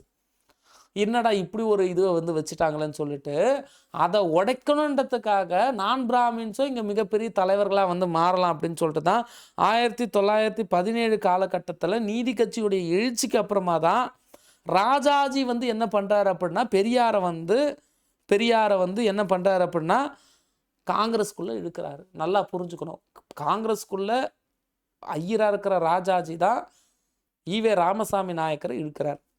அதுக்கு காரணம் நீதி கட்சி வச்ச அந்த குற்றச்சாட்டு. அதுக்கப்புறம் நீதி கட்சி வளர்ந்துக்கிட்டே போகுது. எப்படியாவது வந்து என்ன இழுத்துக்கணும்னு சொல்லிட்டு இழுக்கிறாங்க அப்படின்றத கொஞ்சம் மைண்டில் வந்து வச்சுக்கோங்க. ஒத்துழையாமை இயக்கம் பயங்கரமாக ஸ்டார்ட் ஆச்சு. 1920 காலகட்டங்களில் ஒத்துழையாமை இயக்கம் ஸ்டார்ட் ஆயிடுச்சு. அப்படி ஒத்துழையாமை இயக்கம் ஸ்டார்ட் ஆகும்பொழுது அப்பவும் இவர் என்ன கேட்குறாரு அப்படின்னா திருநெல்வேலி காங்கிரஸ் மாநாட்டில் எனக்கு வகுப்பு வாரி தீர்மானம் வேணும் அப்படின்னு சொல்லிட்டு கேட்குறாரு. தட் கம்யூனல் ஜீவோ, அந்த கம்யூனல் ஜீவோவை வந்து அந்த மாநாட்டில் வந்து தலைவராக இருக்கிறவங்க கொஞ்சம் ஏற்றுக்கிறாங்க தான். ஓகேவா? 1920, 21, 22 இந்த காலகட்டங்களில் ஒத்துழையாமை இயக்கம் வெள்ளைக்காரங்களுடைய ட்ரெஸ்ஸு போடாத, அதை போடாத, இதை போடாதன்னு சொல்கிறாங்க. பெரியார் வந்து காந்தியுடைய அந்த ஒத்துழையாமை இயக்கத்தை ஏற்றுக்கிட்டு தன்னுடைய எல்லா ட்ரெஸ்ஸையும் தூக்கி போய் எரிச்சிடுறாரு. நாடக கம்பெனிக்கு கொடுக்குறாரு. கதர் ட்ரெஸ்ஸை வந்து போட ஆரம்பிக்கிறாரு. தன்னை சுற்றி இருக்கிறவங்க ஆளுங்களுக்கும் கதர் ட்ரெஸ்ஸை வந்து கொடுக்குறாங்க. அது மட்டும் இல்லாமல் தன்னுடைய தங்கச்சி பேர் கண்ணம்மா, கண்மணி போல் அண்ணன் தங்கச்சி இடையில பாசம் இருக்குதுன்னு ஞாபகம் வச்சுக்கோங்க. நாகம்மான்றது பொண்டாட்டி, மணியம்மைன்றது கடைசியில் வந்து 2வது ஒய்ஃபு, கண்ணம்மான்றது தங்கச்சி. ஓகேவா? அப்போ தங்கச்சி அரசியலில் வந்து வராங்க. தங்கச்சியோட பொண்ணுக்கு தான் வந்து விதவை மறுமணம் பண்ணி கொடுத்தாரு. தங்கச்சி அரசியலுக்கு வராங்க இந்த ஒத்துழையாமை இயக்கம். ஜஸ்ட் இமேஜின், இன்றைக்கி வந்து கல் அப்படின்றது வந்து என்னன்னா தமிழ்நாட்டில் வந்து பேன். இந்தியாவில் சவுத் இந்தியாவில் மற்ற இடங்கள்லாம் வந்து என்னென்னா கல்லுன்றது அலோடு தான். பட் சவுத் இந்தியாவில் தமிழ்நாட்டில் வந்து என்னென்னா பேன். அது வந்து என்னென்னா கல்லை வந்து அலோவ் பண்ணிட்டாங்க அப்படின்னா டாஸ்மாகோடைய வருமானம் வந்து குறைஞ்சிடும். அதுதான் வந்து என்னென்னா பெரிய ரீசன். கல் என்பது இப்போ பெருசாக வந்து போதெல்லாம் வந்து இருக்காது. ஒரு 6-7% இல்லை 8% தான் வந்து ஆல்கஹால் கண்டென்ட் இருக்கும். ஈவன் பீரு குடிக்கிறாங்க இல்லையா, அதை விட வந்து போதை வந்து ரொம்ப மைல்டாக இருக்கும். நீங்கள் பனையிலிருந்து வரக்கூடிய அந்த தண்ணி 2 விஷயமா வந்து யூஸ் ஆகும். ஒன்று, அந்த தண்ணியில் வந்து சுண்ணாம்பை கலந்துட்டிங்க அப்படின்னா அது ஃபெர்மெண்டேஷன் ஆகாது. அது வந்து என்னவா மாறிடும் அப்படின்னா பதனியாக மாறிடும். அது சுண்ணாம்பு வந்து கலக்கலை அப்படின்னா அது வந்து கல்லாக மாறிடும். பனை மரத்தில் ஏறி அந்த கல்லோ இல்லை அந்த ஒரு விஷயமோ எடுக்கிறது அப்படின்றது லீகலாக அப்படின்னு கேட்டால் இந்திய அரசாங்கத்தால் அங்கீகரிக்கப்பட்ட தொழிலில் அதுவும் ஒரு தொழில், அது லீகல் தான். பனை மரத்துலேருந்து இப்போ பதனி இறக்குறாங்க இல்லை கல் இறக்குறாங்க. கல் இறக்கி தமிழ்நாட்டில் விற்கிறது மட்டும்தான் தப்பு. சட்டம் வந்து கிடையாது, சட்டம் வந்து அங்கீகரிக்கலை. நீங்கள் உங்கள் சொந்த பயன்பாட்டுக்காக கல் இறக்கி நீங்கள் உங்கள் குடும்பத்தில் குடிச்சிக்கிறீங்கன்னா அது தப்பு இல்லை. ஓகேவா? அப்போ கல் வந்து இறக்கிறது தப்பு இல்லை, அதை விற்கிறது தான் வந்து என்ன தப்பு. இன்னொரு விஷயம் நல்லா புரிஞ்சுக்கணும், பனை மரத்தில் இருக்கிறது கல்லாக பதனியாக தெரியாமல் எதுவும் பண்ணக்கூடாது. கருப்பட்டிலாம் எப்படி கிடைக்குது? மேலே பானை கட்டி வச்சு அதுலேருந்து கிடைக்கிற பதனியை தான் வந்து என்னன்னா காய்ச்சி வந்து கருப்பட்டி வந்து கிடைக்குது. ஓகேவா? சரி, ஓகே. நான் ஏன் இப்போ கல்லை பற்றிலாம் பேசுகிறேன் அப்படின்னா 1921 காலகட்டங்களில் ஒத்துழையாமை இயக்கத்துடைய ஒரு பாட்டா ஒரு நிமிஷம். ஓகே, அன்மியூட் பண்ணி பேசலாமா? இப்போ கொஞ்சம் யாராவது அன்மியூட் பண்ணி பேசுங்க. நீங்கள் பேசுறது எனக்கு கேட்குதான்னு பார்க்குறேன். சும்மா யாராவது பேசுங்கம்மா, மைக்கு செக் பண்ணுறதுக்கு தான். ஏதோ ஒரு ஊரில் பிடிஎஃப் ஷேர் பண்ணுவீங்களா சார்? நான் ஷேர் பண்ணிட்டேம்மா, நேற்றே பண்ணிட்டேம்மா, ஓகே நேற்றே பண்ணிட்டேன். ஏதோ ஒரு ஊரில் வந்து மேலே பனைமரம் ஏறுறவனை வந்து சுட்டுட்டாங்க, 4 வாட்டி சுட்டாங்க. இசக்கி ராஜா எஸ்ன்னு சொல்லிட்டு ஒரு ஆள் 4 முறை 5 முறை வந்து சுட்டாங்க. முதல்ல வந்து அப்படி சுடவே வந்து கூடாது. பனைமரம் ஏறி அதில் கல் இருக்கா பதனி இருக்கானே வந்து தெரியாத ஒரு சுச்சுவேஷன். அப்படி இருக்க பொழுது அப்படி சுட்டது அப்படின்றது சர்வாதிகாரத்துடைய உச்சகட்டம். அது வந்து தவறுன்றதை விட அது தெரிஞ்சே பண்ணுறாங்க நிறைய பேர். நிறைய போலீஸ்காரங்க வந்து என்னென்னா அப்படி தான் இருக்காங்க, ஏன்னு தெரியல. அப்போ பாருங்கள், 1921 நிறைய பெண்கள் வந்து என்னென்னா கதறாங்களாம், கல் குடிச்சிட்டு வீட்டை வந்து பார்த்துக்க மாட்டாங்க ஆம்பளைங்க. அதனால் ஒத்துழையாமை இயக்கத்தோடு சேர்ந்து வந்து என்னென்னா காந்தி கூட போய் வந்து சொல்கிறாங்க, கல்லுக்கடையை நம்ம வந்து மறியல் பண்ணுறதும் இதை ஒரு சாக்காக வச்சுக்க பண்ணலான்னு சொல்லிட்டு தென்னிந்தியாவில் பற்ற வச்ச நெருப்பு காங்கிரஸ் வந்து மொத்தமாகவே இந்தியா முழுவதும் கல்லுக்கடை மறியல் நடத்துது, வரிகொடா இயக்கம் நடத்துது. அந்த கல்லுக்கடை மறியலுக்கு தன்னுடைய வீட்டில் தன்னுடைய தோட்டத்தில் 500 தென்னை மரத்தில் கல் இறக்க மாட்டேன்னு சொன்னால் போதும், இவர் வந்து என்ன பண்ணிட்டாரு, தான் தோப்பில் இருக்கிற அத்தனை தென்னை மரத்தையும் வந்து என்னென்னா வெட்டியாச்சு. ஒரு கட்டத்தில் என்ன பண்ணாங்க, கல் இறக்குற சங்கம்லாம் அப்போவா இருந்தது இந்தியா முழுவதும். அந்த சங்கத்துக்காரங்களாம் போய் காந்திக்கிட்ட கேட்குறாராம், காந்தி இப்படிலாம் பண்ணுறது நியாயமா? ஒத்துழையாமை இயக்கத்தில் ஏன் கல்லுக்கடை மறியலை சேர்த்திங்க? கல்லுக்கடை மறியல் வேண்டாம், அதை விட்டுருங்க அப்படின்னு சொல்லி கேட்கும்பொழுது காந்தி சொல்கிறாராம், டேய் என் கையிலேயே இது இல்லைடா. என்னாச்சு அப்படின்னா, சவுத் இந்தியாவில் மெட்ராஸில் போ, பெரியாருடைய ஒய்ஃப் இருக்காங்க நாகம்மை, அந்தன் கண்ணம்மா, பெரியாருடைய தங்கச்சி, இந்த 2 பேருக்கிட்ட தான் இந்த கல்லுக்கடை மறியலே இருக்குது.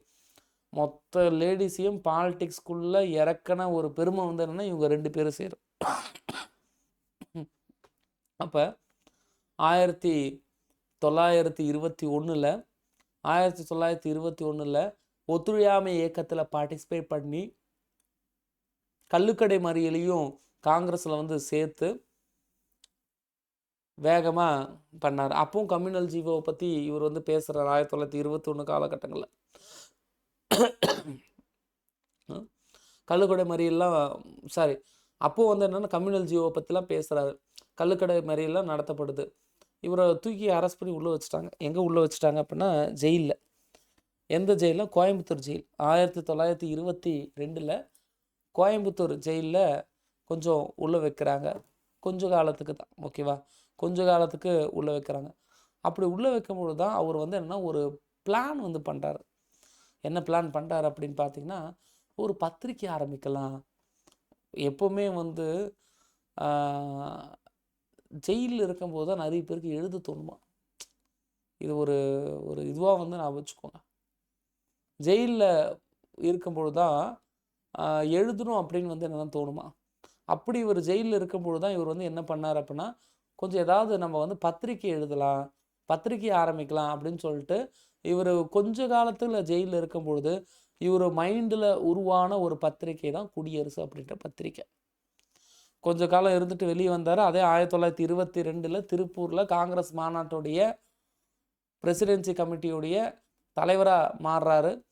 அவர் தலைவராக மாறி ஆதி திராவிடர்கள் கோயிலுக்கு போய் வழிபடணும், அது மட்டும் இல்லாமல் வகுப்பு வாரி தீர்மானம் வேணும் அப்படின்னு சொல்லிட்டு போராடுறாரு. அப்போ 1922 திருப்பூரில் நடந்த அந்த காங்கிரஸ் மாநாட்டில் கம்யூனல் ஜீவோவை இவர் கொண்டுட்டு வரும்பொழுது அரசாங்க பணியில் ஆரம்பித்து எல்லா இடத்துலையும்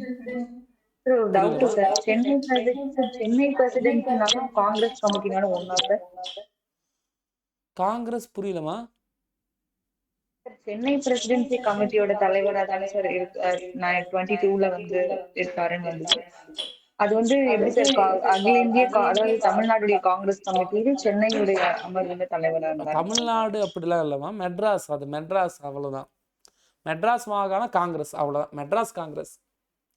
கேரளா காங்கிரஸ் போல மெட்ராஸ் காங்கிரஸ். மெட்ராஸ் காங்கிரஸில் கேரளாவில் திருவிதாங்கூர் சமஸ்தானம் வரையும் போகும்.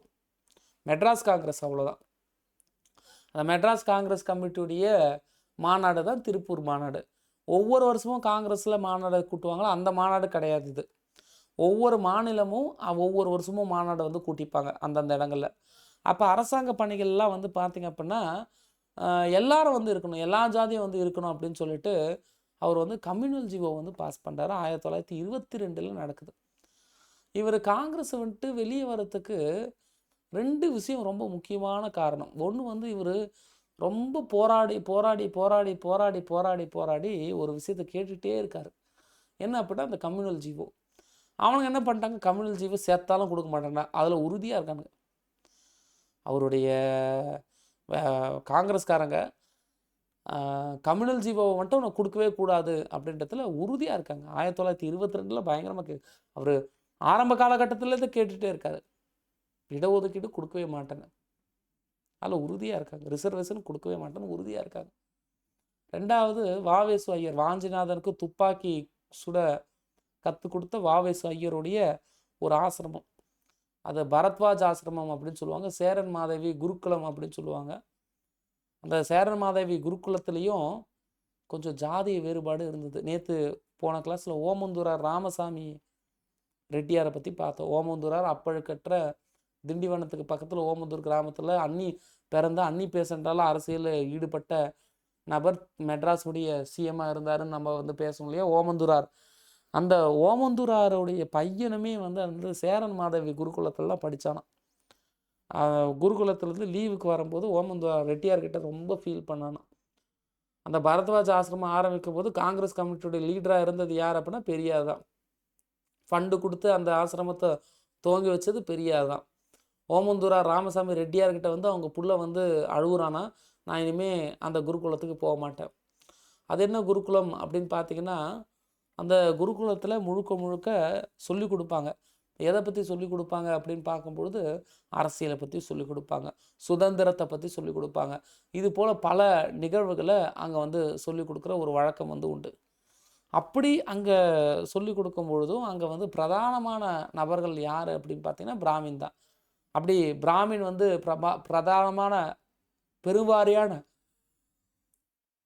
மக்கள் பிராமணம் இருக்கிறதுனால அங்கே மற்ற ஜாதிக்காரங்களாம் இருக்காங்களே, ரெட்டியார், செட்டியார், நாயக்கர், இவங்களாம் இருக்காங்களே, இவங்க எல்லாருக்கும் தனி லைன், சாப்பிட்றதுக்கு தனி லைன், இவங்களுக்கெல்லாம் தனி லைனு, மற்றவங்களுக்கெல்லாம் வந்து தனி லைன்.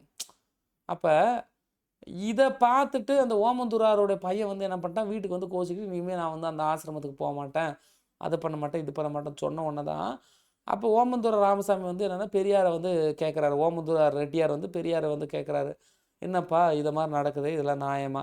இவர் போய் நேரில் போய் பார்க்குறாரு, அதே மாதிரி நடக்குது. பெரியார் காங்கிரஸை விட்டு வெளியே வரதுக்கு 2 ரீசன் தான். ஆனால் பெரியார் காங்கிரஸில் பீக்காக போன காலகட்டம், அது காங்கிரஸோடைய லீடராக இருந்த காலகட்டம்.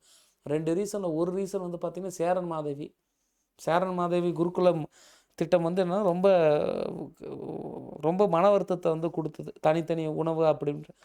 ரெண்டாவது வந்து பார்த்திங்க அப்படின்னா அந்த ரிசர்வேஷன். 2 ரீசனும் தான் இவரை வந்து என்னென்னா அதுலேருந்து வெளியே வர வச்சுது. ஓகேவா, அதை வந்து கொஞ்சம் மைண்டில் வந்து வச்சுக்கோங்க. சரி, ஓகே, இப்போ பேக் டு ஃபார்ம் வருவோம். 1923 காங்கிரஸ் கமிட்டியுடைய லீடர் ஆகிறாரு. 23, 24, 25 இவர் தான் வந்து லீடராக வந்து இருக்கார். இருந்து தீர்மானங்கள் நிறைய முன் வச்சாலும் அதை நிறைய பிராமின் கம்யூனிட்டி சேர்ந்தவங்களாம் வந்து அந்த தீர்மானம் எல்லாத்தையும் வந்து என்னென்னா வேண்டாம் வேண்டாம்னு சொல்கிறாங்க. ஒரே நிமிஷம் இருங்க. அப்படி தீர்மானம் எல்லாத்தையும் வச்சு வேணாம்னு சொல்லப்போ 1924 காலகட்டங்களில், ஓகேவா, கொஞ்சம் சிலது இல்லை, ஒரு நிமிஷம். சரி, இங்கே வரும், இங்கேயே நான் ரேண்டமாக பேசிடுறேன்.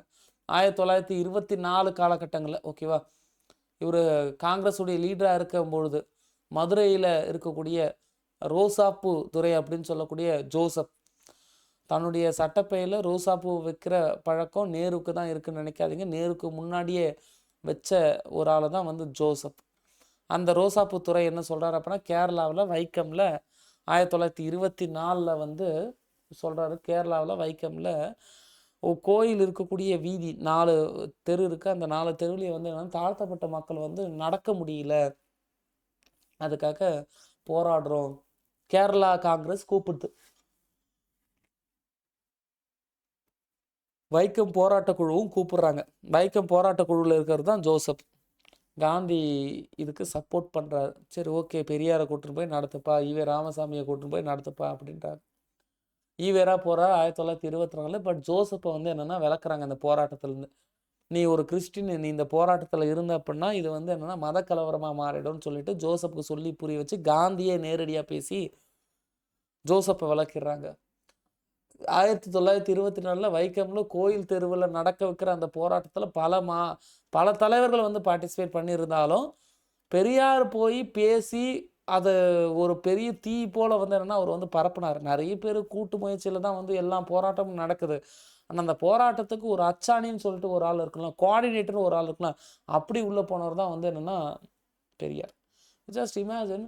நான் ஏன் இதை சொல்கிறேன் அப்படின்னா, அந்த கேரளாவில் வைக்கம் பகுதியில் இருக்கிற அந்த சமஸ்தானத்தை ராஜா ரூல் பண்ணார். அந்த ராஜா ஈவே ராமசாமிக்கு ரொம்ப நெருக்கமான ஆள். நான் வைக்கம் வரேன் அப்படின்னு சொல்கிறாங்க. ராஜா வரவேற்பு கொடுக்க நான் ரெடியாக இருக்கேன் வாப்பான்றாங்க. நான் வரத்தே உன்னை எதிர்த்து போராட்டம் பண்ண தான், அதனால் எனக்கு வரவேற்பு வேணாம். ராஜாவை எதிர்த்து போராட்டம் பண்ண இவரும் போய் போராட்டம்லாம் பண்ணுறாரு. பண்ணி ஒரு 4 மாதம் ஜெயிலில் இருந்தார் வைக்கமில். 4 மாதம் போராட்டம். ஃபைனலி இந்த 4 தெருவில் 3 தெருவு நடக்க விட்டாங்களாம். ஒரு தெரு மட்டும் நடக்க விடல, அதுவும் பின்னாடி நடக்க விட்டாங்களாம். அதுக்கப்புறம் ராஜாவே ஃபஸ்ட்டு ஏன் இதை வந்து அலோவ் பண்ணலை அப்படின்னா, இப்போ நடக்க விடுவாங்க, அப்புறம் வந்து கோயிலுக்குள்ளே வரணும்னு சொல்லுவாங்க. யார்? Schedule cost people. அங்கேயும் ஸ்கெடியூல் காஸ்ட் அப்படின்றது ஒரு கேட்டகரி தான். நல்லா புரிஞ்சுக்கோங்க. 1924 100 வருஷத்துக்கு முன்னாடி ஸ்கெடியூல் காஸ்ட் பீப்புள் கோயில் இருக்கிற தெருவில் கூட நடக்க முடியாது. கோயிலுக்குள்ளே போகிறதுலாம் செகண்டரி. கோயில் இருக்கிற தெருவில் கூட நடக்க முடியாது. ஆனால் ஹிந்து. ஏன் இந்தியாவில் நிறைய பேர் கிறிஸ்டியானிட்டிக்கு போனாங்க அப்படின்றதுக்கான ஒரு மையப்புள்ளி இதுதான். இன்றைக்கி சொல்கிறாங்க இல்லையா, கிறிஸ்துவ மக்கள் இல்லை கிறிஸ்டியானிட்டிக்கு நிறைய பேர் போகிறாங்க. ஹிந்துஸ்லேருந்து கிறிஸ்டியானிட்டிக்கு போகிறவங்க அத்தனை பேருமே ஸ்கெடியூல் காஸ்ட் பீப்புள் தான். ஏன் போகிறான்? நீ இங்கே ஒழுங்காக பார்த்துக்கிட்டா அவன் ஏன் போகிறான்? நீ ஹிந்துன்னு சொல்கிற, அவனும் ஹிந்துன்னு சொல்கிற, அவனும் ஹிந்து மதத்தில் ஒரு ஆள் தான், சூத்திரன் சொல்லி பேர் வச்சாச்சு. ஆனால் அவன் அந்த இந்து கடவுள் இருக்கக்கூடிய கோயில் இருக்கிற தெருவில் கூட போக முடியாது. 100 வருஷத்துக்கு முன்னாடி கேரளாவில் ஆல் ஓவர் இந்தியா முழுவதும் இதான். ஆனால் முதல்ல கேரளாவில் தான் போராட்டம் வெடிக்குது. அதுக்கப்புறம் தான் 1927 மகத் மார்ச் நடந்தது. Just imagine. அப்போ அவங்க பண்ண நல்ல விஷயங்களும் ஒன்று இருக்கும்ல, அதையும் நம்ம வந்து வெயிட்டேஜாக எடுத்து பார்க்கணும். இப்போ அரசியல் காரணமாக வந்து என்னென்னா சீமான் வந்து பெரியார் கடுமையாக எதிர்த்துக்கிட்டே பேசிட்டே வருவார். அது மிகப்பெரிய முரண், மிகப்பெரிய தவறு. பெரியாரை எதிர்க்கணும்னு அவசியம் இல்லை, பெரியாரை ரொம்ப தூக்கி பிடிக்கணும்னு அவசியம் இல்லை. பெரியார் ஆனால் ஒரு நபர் இருந்தார்ல, அவரையும் வச்சு பார்க்கணும். அதை அரசியல் ரீதியாக வந்து பார்க்கும்பொழுது பெரியாரை வந்து டிஃபேம் பண்ணணுன்ற அவசியமே இல்லை. அதெல்லாம் வந்து என்னென்னா நம்ம ஏற்றுக்கலாம். 1924 கேரளாவில் இவர் போய் தான் வந்து என்னென்னா வைக்கம் போராட்டத்தை சக்ஸஸ்ஃபுல்லாக நடத்துகிறாரு. அந்த போராட்டக்காரங்களுக்கெல்லாம் ஸ்கெடியூல் காஸ்ட் பீப்புள் தான் வீட்டில் ஒரு படி அரிசி போட்டு சாப்பாடு பொங்கி கொடுத்தாங்களாம். போய் சாப்பிடுவாராம் பெரியார். நாயக்கர்னா பெரிய கேஸ்ட் தான், ஆனாலுமே வந்து என்னென்னா ஸ்கெடியூல் காஸ்ட்டோடு புழங்க மாட்டாங்க அப்போல்லாம். ஓகேவா? ஆனால் இவரெலாம் வந்து என்னென்னா அப்படிலாம் எதுவுமே பார்க்காம நல்லா புழங்கி நல்லா சாப்பிட்டாராம் வைக்கம் போராட்டம் நடக்கும்போது. அப்போ அதுவும் ஒரு பிரச்சனையாக மாறிச்சுன்னா பஞ்சாப்லேருந்து சீக்கியர்கள் வந்தாங்களாம். நாங்களும் இந்த போராட்டத்தில் பார்ட்டிசிபேட் பண்ணணும்னு சொல்லிட்டு சாப்பாடு செஞ்சு போட்டாங்களாம் வைக்கமில். காந்தி மறுபடியும் தலையிட்டாராம், சீக்குக்கு இங்கே வேலை இல்லை, இது தனி பிரச்சனையாக மாறிடும், மத பிரச்சனையாக மாறிடும், கிளம்பி வந்துடுங்கன்னு சொன்னாராம். அதனால் சீக்கியர்கள் போனாங்களாம். 1924 கேரளா வைக்கம் போராட்டம் சக்ஸஸ்ஃபுல்லி டன். பெரியாருக்கு அகெயின்ஸ்டாக அந்த கேரளாவில் மாந்திரிகம் பண்ண ஆரம்பித்தாங்களாம், மந்திரம் வைக்க ஆரம்பித்தாங்களாம். அதுக்கப்புறம் என்ன ஆச்சு அப்படின்னா, அந்த வைக்கத்துடைய அந்த தலைவர் இருக்கார் இல்லையா, ராஜா இருக்கார் இல்லையா, பெரியாருக்கு நல்லா பரிச்சயப்பட்ட ராஜா, அவர் இறந்துட்டார். அவர் இறந்த உடனேயும் மக்கள் பேச ஆரம்பித்தாங்களாம், மாந்திரிகம் யார் வச்சாங்களோ அவங்களுக்கு திரும்பிடுச்சு பாரு. அப்பவும் பெரியார் எதிர்த்தாரா, மாந்திரிகத்தால் இது நடக்கலை, மாந்திரிகமும் பொய் தான், அந்தாலும் ஏதோ ஒரு விதமாக வந்து இறந்துட்டார், எனக்கு இந்த கோயில் வழியாக மக்கள் வந்து போகணும் அவ்வளோதான் அப்படின்னு சொல்லிட்டு இவர் வந்து வந்துட்டாராம். அந்த 1924 தான் இந்த சேரன் மாதேவி பிரச்சனை எல்லாமே வந்து ஆரம்ப காலகட்டம் எல்லாம் வந்து 1924 தான். சேரன் மாதேவி குருகுலத்தில் தான் வந்து அந்த பிரச்சனைலாம் வந்து ஸ்டார்ட் ஆகுது. 1925 காங்கிரஸை விட்டு வெளியே வர்றதுக்கு முக்கியமான ரீசன் 2 ரீசன். மறுபடியும் கம்யூனல் ஜீவோவை 1925 காஞ்சிபுரத்தில் வருடாந்திர கூட்டம் நடக்கும் பொழுது 1925 பெரியார் வந்து வைக்கிறார். என்ன வைக்கிறாரு? கம்யூனல் ஜீவோ வைக்கிறாரு. அண்ட் தென் 2வது சேரன் மாதேவி குருகுலம் பண்ணது இவருக்கு கோவம். கம்யூனல் ஜீவோவும் ஏற்றுக்கலை, அதுவும் வந்து சரி வரல. சேரன் மாதேவி குருகுலமும் வந்து என்னென்னா அதில் என்ன இருக்குது, எல்லாரும் அப்படி தான் பேச ஆரம்பித்தாங்க. தனித்தனி கியூ தான் பேச ஆரம்பிச்சு இவருக்கு வந்து ரொம்ப கோவம். 1925 மொத்தமாக நான் காங்கிரஸை விட்டு லெஃப்ட் ஆகுறேன்னு சொல்லிட்டு வராரு. அன்னைக்கு டேட்டில் மெட்ராஸ் காங்கிரஸோடைய தலைவர் வந்து பெரியார் தான். அதுக்கப்புறம் சேரன் மாதேவி குருகுலத்துக்கு என்ன ஆச்சு அப்படின்னா, வாவேசு ஐயர் வந்து ஒரு அருவியில் குளிக்கும் போது இறந்துட்டார், தவறு விழுந்து இறந்துட்டார். அவருடைய இறப்புக்கு அப்புறம் அந்த குருகுலம் வந்து செயல்படாமல் போச்சு. அந்த குருகுலம் செயல்படாமல் போச்சு. அதனால் அது மொத்தமாக இல்லாமல் போச்சு. 1925 பெரியார் காங்கிரஸை விட்டு லெஃப்ட் ஆகிட்டு அவர் ஒரு பத்திரிக்கை ஆரம்பிக்கிறாரு. ஜெயிலில் இருக்கும்போது பத்திரிக்கை ஆரம்பிக்கலாமான்னு யோசிச்சார் இல்லையா, அந்த பத்திரிக்கை இப்போ ஆரம்பிக்கிறாரு. வைக்கம் வீரர் என்ன பத்திரிக்கை ஆரம்பிக்கிறாரு? 1925 காங்கிரஸை விட்டு லெஃப்ட் ஆகிறதுக்கு சேரன் மாதவி குருகுலம் ஒரு பிரச்சனை. 2வது அன்னைக்கு டேட்டில் காஞ்சிபுரம் மாநாட்டில் கம்யூனல் ஜிஓ பாஸ் பண்ணும்போது மறுபடியும் தூக்கி போட்டானுங்க காங்கிரஸ்காரங்க. இது 2 விஷயமா வெளியே வந்துட்டார் பெரியார். வெளியே வந்துட்டு அவர் 2 விஷயம் ஆரம்பிக்கிறாரு. ஒன்று, சுயமரியாதை இயக்கம் அப்படின்ற ஒரு இயக்கத்தை ஆரம்பிக்கிறாரு. 2வது குடியரசு அப்படின்ற ஒரு 4 இதழை ஆரம்பிக்கிறார். அது ஒரு வார இதழ். 1925 மே மாதம் 2ஆம் தேதி குடியரசு. ஓகேவா? நீங்கள் நல்லா புரிஞ்சுக்கணும். பெரியார் 1925 மே 2. அந்த ஒரு சுவாரஸ்யமான நிகழ்வு என்னன்னா, அந்த குடியரசு பத்திரிகையை வந்து திருப்பாதிரி புலியூர் நாணியார் அடிகள் ஒரு சாமியார் தான் திறந்து வைக்கிறாரு. அதான் சொல்லுவாங்க, ஒரு முறை பத்திரிகையாளர் வந்து கேட்குறாங்க. பத்திரிகையாளர் எதை கேட்குறாங்கன்னா, இந்த வாரியார்லாம் இருக்கார்ல, வாரியார், அப்புறம் காஞ்சிபுரத்தில் இருந்த சங்கராச்சாரியர், இவங்களாம் வந்து பெரியாரை சந்திப்பாங்களாம். பெரியார் வந்து என்னென்னா பெரியாருடைய நெத்தியில் வந்து என்னென்னா பெருசாக பட்டை அடிச்சுட்டு போயிடுவாங்களாம். பட்டை அடிச்சுட்டு போனோன்னு பெரியார் அழிக்கவே மாட்டாராம். என்ன, இந்து மதத்தில் நிறைய குறைபாடுகள் இருக்குது, அது இருக்குது, இது இருக்குதுன்னு சொல்லிட்டு சீர்திருத்தவாதியாக இருக்கீங்க, அப்புறம் எதுக்குப்பா வந்து பட்டையும் கோட்டையமாக இருக்கீங்க அப்படின்னு கேட்டவுடனே, அவங்க விருப்பப்பட்டு வச்சாங்க, நான் ஏற்றுக்கிட்டேன். உங்கள் விருப்பம் இதை அழிக்கணும்னா அழிச்சுக்கிறேன், இதனால ஒன்றும் இல்லை, எனக்கு மூட நம்பிக்கை அழியணும் அப்படின்னு சொன்னவர் பெரியாராம். இந்த கவனகர் அப்படின்னு சொல்லுவாங்க. கவனகர்னால் திருக்குறளுக்கெல்லாம் வந்து பேசுகிற ஒரு நபர் அல்லது உரையார். அவர் ஒரு முறை பேசும்போது சொன்னாராம், இறையருள் இல்லைன்னா, இறையருள் இல்லை அப்படின்னா அதுக்கான அர்த்தம் என்னன்னு தெரியுதா நிறைய பேருக்கு? பெரியார் காலம், பெரியாருடைய கடைசி இது வேலூர் சிஎம்சியில் தான் அவர் இறந்து போயிருப்பார். அதுக்கு முன்னாடி 4 நாளுக்கு முன்னாடி அவர் ஒரு மீட்டிங்கில் பேசிட்டு இருக்கும்போது தான் உடம்பு முடியாமல் போய் வேலூர் சிஎம்சியில் அவர் இறந்து போயிருப்பார். ஓகேவா? 94 வயசு பெரியார் சாகும்போது. 1973 வேலூர் சிஎம்சியில் இறக்கும்போது அவரோட வயசு 94 வயசு. 94 வயசு வரையும் உயிரோடு இருக்கிறது பெரிய விஷயம். 94 வயசு வரையும் உயிரோடு இருக்கிறது பெரிய விஷயம். 94வது வயசு காலகட்டங்கள்லாம் வந்து பார்த்திங்கன்னா, அந்த யூரின் வந்து என்னென்னா தானாக போகிற சக்தி இழந்துட்டு யூரின் பேக் வச்சாச்சு பெரியாருக்கு. நீங்கள் நல்லா புரிஞ்சுக்கணும், அந்த யூரின் பேக்கோடு தான் வந்து என்னென்னா ஒவ்வொரு மீட்டிங்லேயும் உட்காந்து பேசுவாராம்.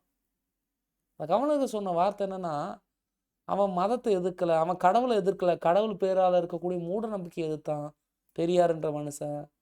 அதனால தான் அந்த மகாசக்தி, அந்த இறை சக்தி இவனுக்கு வந்து என்னென்னா நல்ல நீண்ட ஆயுளை வந்து கொடுக்கணும்னு சொல்லிட்டு வந்து கொடுத்துருக்காங்க. யுக வீரன், யுக புருஷன் அப்படின்னு சொல்லுவாங்க. அப்படி போர்ட்ரேட் பண்ணுற அளவு இருக்கான்னு கேட்டால் உண்மைதான். விதவையாக இருந்தால் பொட்டு எடுக்கணும்னு அவசியம் இல்லை. பொட்டு வை, பூ வை, போ. விதவையாக இருக்கணும் அப்படின்னா பொட்டு எடுக்கணும், பூ எடுக்கணும், தாலி எடுக்கணும் இல்லை. நீ கல்யாணம் பண்ணும்போதே தாலி ஏன் கட்டுற? பொட்டு எதுக்கு அழிக்கிற? இன்றைக்கும் விதவைகள்லாம் வந்து ஒரு ஸ்டிக்கர் போட்டால் அது வைக்கிறாங்களே. இந்த காலம் முழுவதும் எப்பொழுதெல்லாம் ஒவ்வொரு விதவையும் தன்னுடைய நெத்தியில் ஸ்டிக்கர் போட்டுலாம் வைக்கிறாங்களோ அது வரையும் பெரியாருடைய புகழ் இருக்கும் அப்படின்னு சொல்லுவாங்க. அது அவ்வளோ எளிமையான ஒரு பேர் இல்லை. தமிழ்நாடு ஹிஸ்ட்ரியிலேருந்தோ இல்லைன்னா இந்த மொத்த சவுத் இந்தியன் ஹிஸ்ட்ரியிலேருந்தோ அழிக்கக்கூடிய ஒரு பெயர் வந்து கிடையாது அப்படின்றத புரிஞ்சுக்கணும். 1925 காங்கிரஸை விட்டு லெஃப்ட் ஆனோன்னா 2 மூமெண்ட் வந்து அவர் பண்ணுறாரு. ஒன்று வந்து பார்த்திங்கன்னா குடியரசு அப்படின்ற பத்திரிக்கை, அடுத்தது பார்த்திங்கன்னா சுயமரியாதை மாநாடு, சுயமரியாதை இயக்கத்துடைய மாநாடுகள். ஆமாம், சுயமரியாதை இயக்கம் அப்படின்ற ஒரு இயக்கத்தை ஆரம்பித்து அந்த இயக்கத்துக்கு பெரியார் வந்து என்ன பண்ணுறாரு, மாநாடு நடத்த ஆரம்பிக்கிறாரு. ரொம்ப முக்கியம். அதில் முதல் மாநாடு செங்கல்பட்டு, தலைமை சவுந்தர பாண்டியன். 2வது மாநாடு ஈரோடு, ஓகேவா, 2வது மாநாடு ஈரோடு ஜெயக்கர். 3வது மாநாடு விருதுநகரில் நடக்குது. அந்த மாநாட்டில் சண்முகம் அப்படின்றவங்க தலைவராக வந்திருக்காங்க. இப்படி 1925 காலகட்டங்களில் காங்கிரஸை விட்டு வெளியே வந்து சுயமரியாதை இயக்கம் அப்படின்ற ஒரு இயக்கத்தை ஆரம்பித்தது மட்டும் இல்லாமல் தன்னுடைய கருத்துக்களை காங்கிரஸுக்கு அகெயின்ஸ்டாக தன்னுடைய கருத்துக்களை அந்த சமூக நீதியை காப்பாற்றுறதுக்காக கம்யூனல் ஜீவோவை கொண்டுட்டு வரணும் அப்படின்றதுக்காக தன்னுடைய கருத்துக்களை ஒழுங்காக தெளிவுபட எல்லாருக்கும் புரிகிற மாதிரி கொண்டுட்டு போய் சேர்க்கறதுக்காக அவர் ஆரம்பித்த ஒரு பத்திரிகை தான் அந்த குடியரசு அப்படின்ற ஒரு பத்திரிகை. 1925 காலகட்டங்களில் இதான் நடந்தது. 1926, 27 இதெல்லாம் வந்து பார்த்திங்க அப்படின்னா காந்தி மேலேயே கோவம் வரக்கூடிய காலகட்டமாக இருந்தது. சைமன் கமிஷனே வெளியே போன்னு சொல்லக்கூடிய காலகட்டம் 1927. ஏன் சைமன் கமிஷன் வெளியே போகணும்? பெரியார் வந்து கேட்குறாரு. சைமன் கமிஷனில் ஒரு ஆள் கூட இந்தியன் இல்லை. யார் அந்த இந்தியனாக இருக்கலாம்? அப்போ பார்ப்பா, காந்தி சொல்கிறாரு, ஒவ்வொரு நபராக சொல்கிறாரு. ஆனால் அவர் சொன்ன அத்தனை நபர்களும் பிராமின். ஏன் இதில் பிராமினை தவிர வேறு யாரும் இருக்கக்கூடாதா? பெரியார் வந்து பெங்களூரில் சந்திக்கிறாராம். காந்தி 1927 பெங்களூரில் சந்திக்கிறாராம். சந்தித்து உரையாடும் பொழுது இது போல் ஒரு விஷயம். காங்கிரஸை விட்டு லெஃப்ட் ஆனாலும் காந்தி மேலே ஒரு மரியாதை. ஆனால் அதுக்கப்புறம் அந்த உரையாடலுக்கு அப்புறம் காந்தி மேலே இருந்த அந்த ஒரு நம்பிக்கையும் போய் அவர் வந்து என்ன பண்ணுறாரு, அப்படியே சைமன் கமிஷனே உள்ளவா, சைமனே வெளியே போகணும் காங்கிரஸ் பேசினாலும் சைமனே உள்ளவான்னு பெரியாரும் அந்த ஜஸ்டிஸ் பார்ட்டி அப்படின்னு சொல்லக்கூடிய அந்த நீதி கட்சியும் பேச ஆரம்பிச்சது. பெரியார் என்ன சொல்கிறாரு, அங்கே ஒரு இந்தியன் கூட இல்லைன்றது பிரச்சனை இல்லை, அங்கே ஒரு பிராமின் கூட இல்லைன்றது தான் பிரச்சனை. காங்கிரஸுக்கு என்னன்னா அங்கே ஒரு பார்ப்பனன் கூட இல்லை, அதுதான் பிரச்சனை. அதான் சொன்னால பிரிட்டிஷ்காரனே அப்பயே சொன்னாங்க, நம்ம எங்கேயோ தப்பு பண்ணுறோம். இந்த சமூக பிரச்சனை எல்லாத்தையுமே பார்ப்பன கண்ணாடியை வச்சு பார்க்க ஆரம்பிச்சிட்டோம்.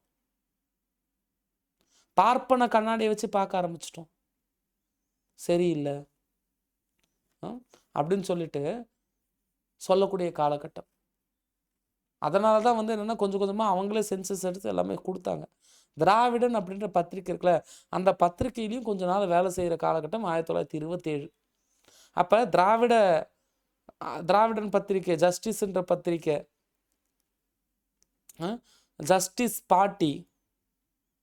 ஜஸ்டிஸ் பார்ட்டியோட ஒன்று சேரக்கூடிய காலகட்டம் 1927. என்ன காலகட்டம் அப்படின்னு பார்க்கும்போது சைமன் கமிஷனை எதிர்த்த காலகட்டம். 1925 அவர் கொண்டுட்டு வந்த பத்திரிக்கை குடியரசாக இருக்கலாம். 1925 அவர் கொண்டுட்டு வந்த பத்திரிக்கை குடியரசாக இருக்கலாம். இப்போ அடுத்தது இன்னொரு பத்திரிக்கை ஆரம்பிக்கிறாரு. அது 1928 உருவான ரிவோல்ட் அப்படின்ற பத்திரிக்கைகள்லாம் ரொம்ப முக்கியம். இங்கே இருக்குது பாருங்கள், எங்கே இருக்குது, பத்திரிக்கைகள்லாம் ரொம்ப முக்கியம். ரிவோல்ட்ன்ற பத்திரிக்கை 1928 ரிவோல்ட் அப்படின்ற பத்திரிக்கை. முத்தையா முதலியாருடைய கோட்டா சிஸ்டத்தை பாராட்டி எழுதுறாரு. ரிவோல்ட் வந்து இங்கிலீஷ் பத்திரிக்கை, ஆங்கில பத்திரிக்கை, குடியரசு தமிழ் பத்திரிக்கை. 3 லாங்குவேஜ் தெரியும், 4வது லாங்குவேஜ் இங்கிலீஷு. இந்த காலகட்டத்தில் தான் தான் கூட வந்து படித்த ஒரு ஆள் வேணும்னு சொல்லிட்டு தான் வந்து அண்ணாவை வந்து இழுத்துக்கிற காலகட்டம்னா இந்த இந்த காலகட்டம் தான். அப்போ ரிவோல்ட் பத்திரிகை வந்து ஆரம்பிக்கும் போது இவர் வந்து என்ன சொல்கிறாருன்னா, முத்தையா முதலியாருடைய அந்த கோட்டா சிஸ்டம் என்னுடைய நீண்ட நாள் கனவு. நான் காங்கிரஸில் உறுப்பினராக சேர்ந்த காலகட்டத்திலிருந்து கம்யூனல் ஜீவோவை கொடுங்க கொடுங்க கொடுங்க கொடுங்கன்னு கேட்டேன். ஆனால் அது எனக்கு காங்கிரஸில் இருக்கும்போது கிடைக்கல. இன்றைக்கி நான் வெளியே வந்ததுக்கப்புறம் கிடைக்குது. யார் மூலயமான? நீதி கட்சி மூலயமா. முத்தையா முதலியாருடைய கோட்டா சிஸ்டம் நான் முதல்ல நான் வந்து பாராட்டுறேன் அப்படின்னு சொல்கிறார். அதுக்கப்புறம் தான் வந்து என்னென்னா அவருடைய சுயமரியாதை மாநாடு நடக்குது. முதல் மாநாடு 1929 நடக்குது. நான் இங்கே சொன்னல செங்கல்பட்டுன்னு சொன்னல, அது வந்து 1929 நடக்கக்கூடிய மாநாடு. 29 மாநாடு நடத்திட்டு தான் வந்து அவர் வந்து என்ன பண்ணுறாரு அப்படின்னா 30 மாநாடு நடத்துறாரு. 2வது மாநாடு ஈரோடு 1930 மாநாடு நடத்துகிறாரு. அப்போ நல்லா புரிஞ்சுக்கோங்க, 1930 அவர் சொல்கிறது தான் குடும்ப கட்டுப்பாடு பண்ணுங்க, பெண்களே குடும்ப கட்டுப்பாடு பண்ணுங்க, வதன்னு பெற்றுக்காதீங்க. யூ ஜஸ்ட் இமேஜின் 2 குழந்தை பெற்றுக்கிட்டு சமாளிக்கிறதே கஷ்டம். 10 குழந்தை பெற்றுக்கிறான்னா 10 வருஷம் போகுது ஒரு பொண்ணோட வாழ்க்கையில். 5 குழந்தை பெற்றுக்கிறாங்கன்னா 5 வருஷம் போகுது. வரிசையாக பெற்றுக்க முடியாது. ஒரு குழந்தை பெற்று அது 1 வயசு ஆகணும், அப்போ 2 வருஷம் ஆகும். அப்போ 5 குழந்தை பெற்றுக்கிறான்னா ஒவ்வொரு குழந்தைக்கு 2 வருஷம்னா 10 வருஷம் போகுது. 10 குழந்தை பெற்றுக்கிறான்னா 20 வருஷம் போகுது. அப்போ 1929 செங்கல்பட்டில் முதல் மாநாடு நடக்குதுன்னா 1930 2வது மாநாடு நடக்குது. அந்த 2வது மாநாடு தான் வந்து அவர் வந்து குடும்ப கட்டுப்பாடு பண்ணணும்னு சொல்கிறாரு. அது இப்போ வந்து என்னென்னா அவர் ஒரு புக்கு எழுதி கொடுத்தாரு. அந்த புக்கை நான் சொல்கிறேன், நோட் பண்ணிக்கோங்க. கர்ப்ப ஆட்சி அப்படின்ற நூல். கர்ப்ப ஆட்சி அப்படின்ற நூல். இந்த காலகட்டத்தில் தான் தேவதாசி ஒழிப்பு முறை நிச்சயமாக வரணும். நான் ஆல்ரெடி சொன்னேன், நீதி கட்சி உள்ளே வந்து தான் பெண்களுக்கு ஓட்டுரிமையை கொடுத்தது, பெண்கள் அரசியலில் நிற்கலான்னு சொன்னது. அதன் அடிப்படையாக முத்துலட்சுமி ரெட்டியை தான் முதல்ல நீதி கட்சி சார்பாக உள்ளே போன எம்எல்ஏ. அப்பா ரெட்டி, அம்மா யார்? இசைவேளாளர் கம்யூனிட்டி. இசைவேளாளர் கம்யூனிட்டியில் ஒரு வழக்கம் இருக்குங்க. என்ன வழக்கம் அப்படின்னா, கோயிலுக்கு நேர்ந்து ஊற்றுருவாங்க பொம்பளை பிள்ளைங்கள. அது அவ்வளோ கொடுமையான வழக்கமா? ஜஸ்ட் இமேஜின், கொடுமையான வழக்கமா?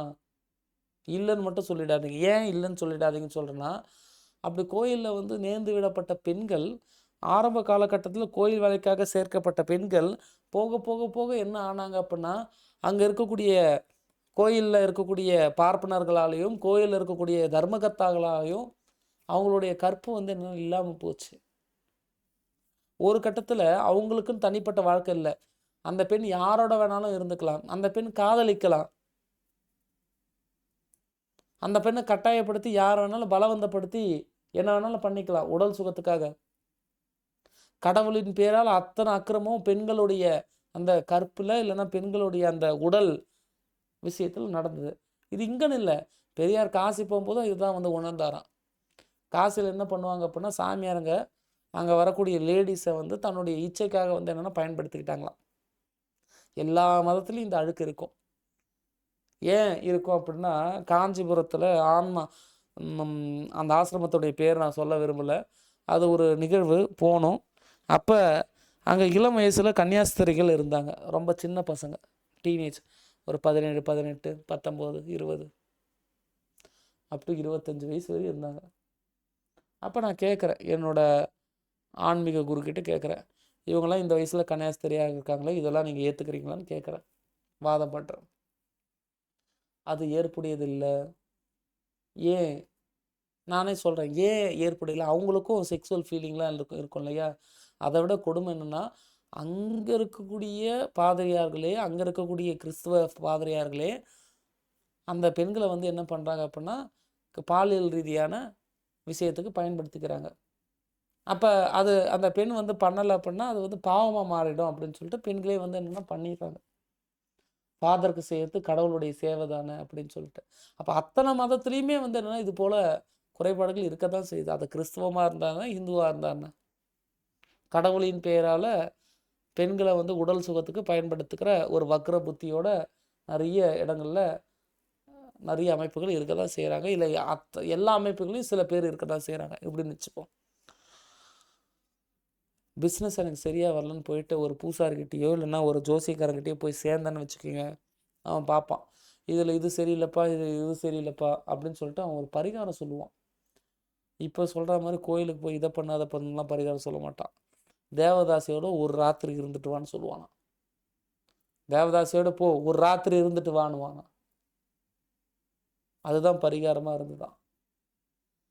காந்தி சொல்லக்கூடிய வார்த்தை ஹரிஜன் அப்படின்ற வார்த்தை. நான் ஆல்ரெடி சொல்லியிருக்கேன், ஹரிஜன்ற வார்த்தை எங்கேயுமே நிற்கலை, ஆனால் தலித்துன்ற வார்த்தை இன்னைக்கு வரையும் ஃபேமஸ்ன்னு சொல்லியிருக்கேன். அதுக்கான ரீசனும் சொல்லியிருக்கேன். சொன்னேன்னா சும்மா சொல்லுங்கள், சொல்லியிருக்கேனா? அது எஸ்னோ டைப் பண்ணுங்கம்மா குயிக்கா.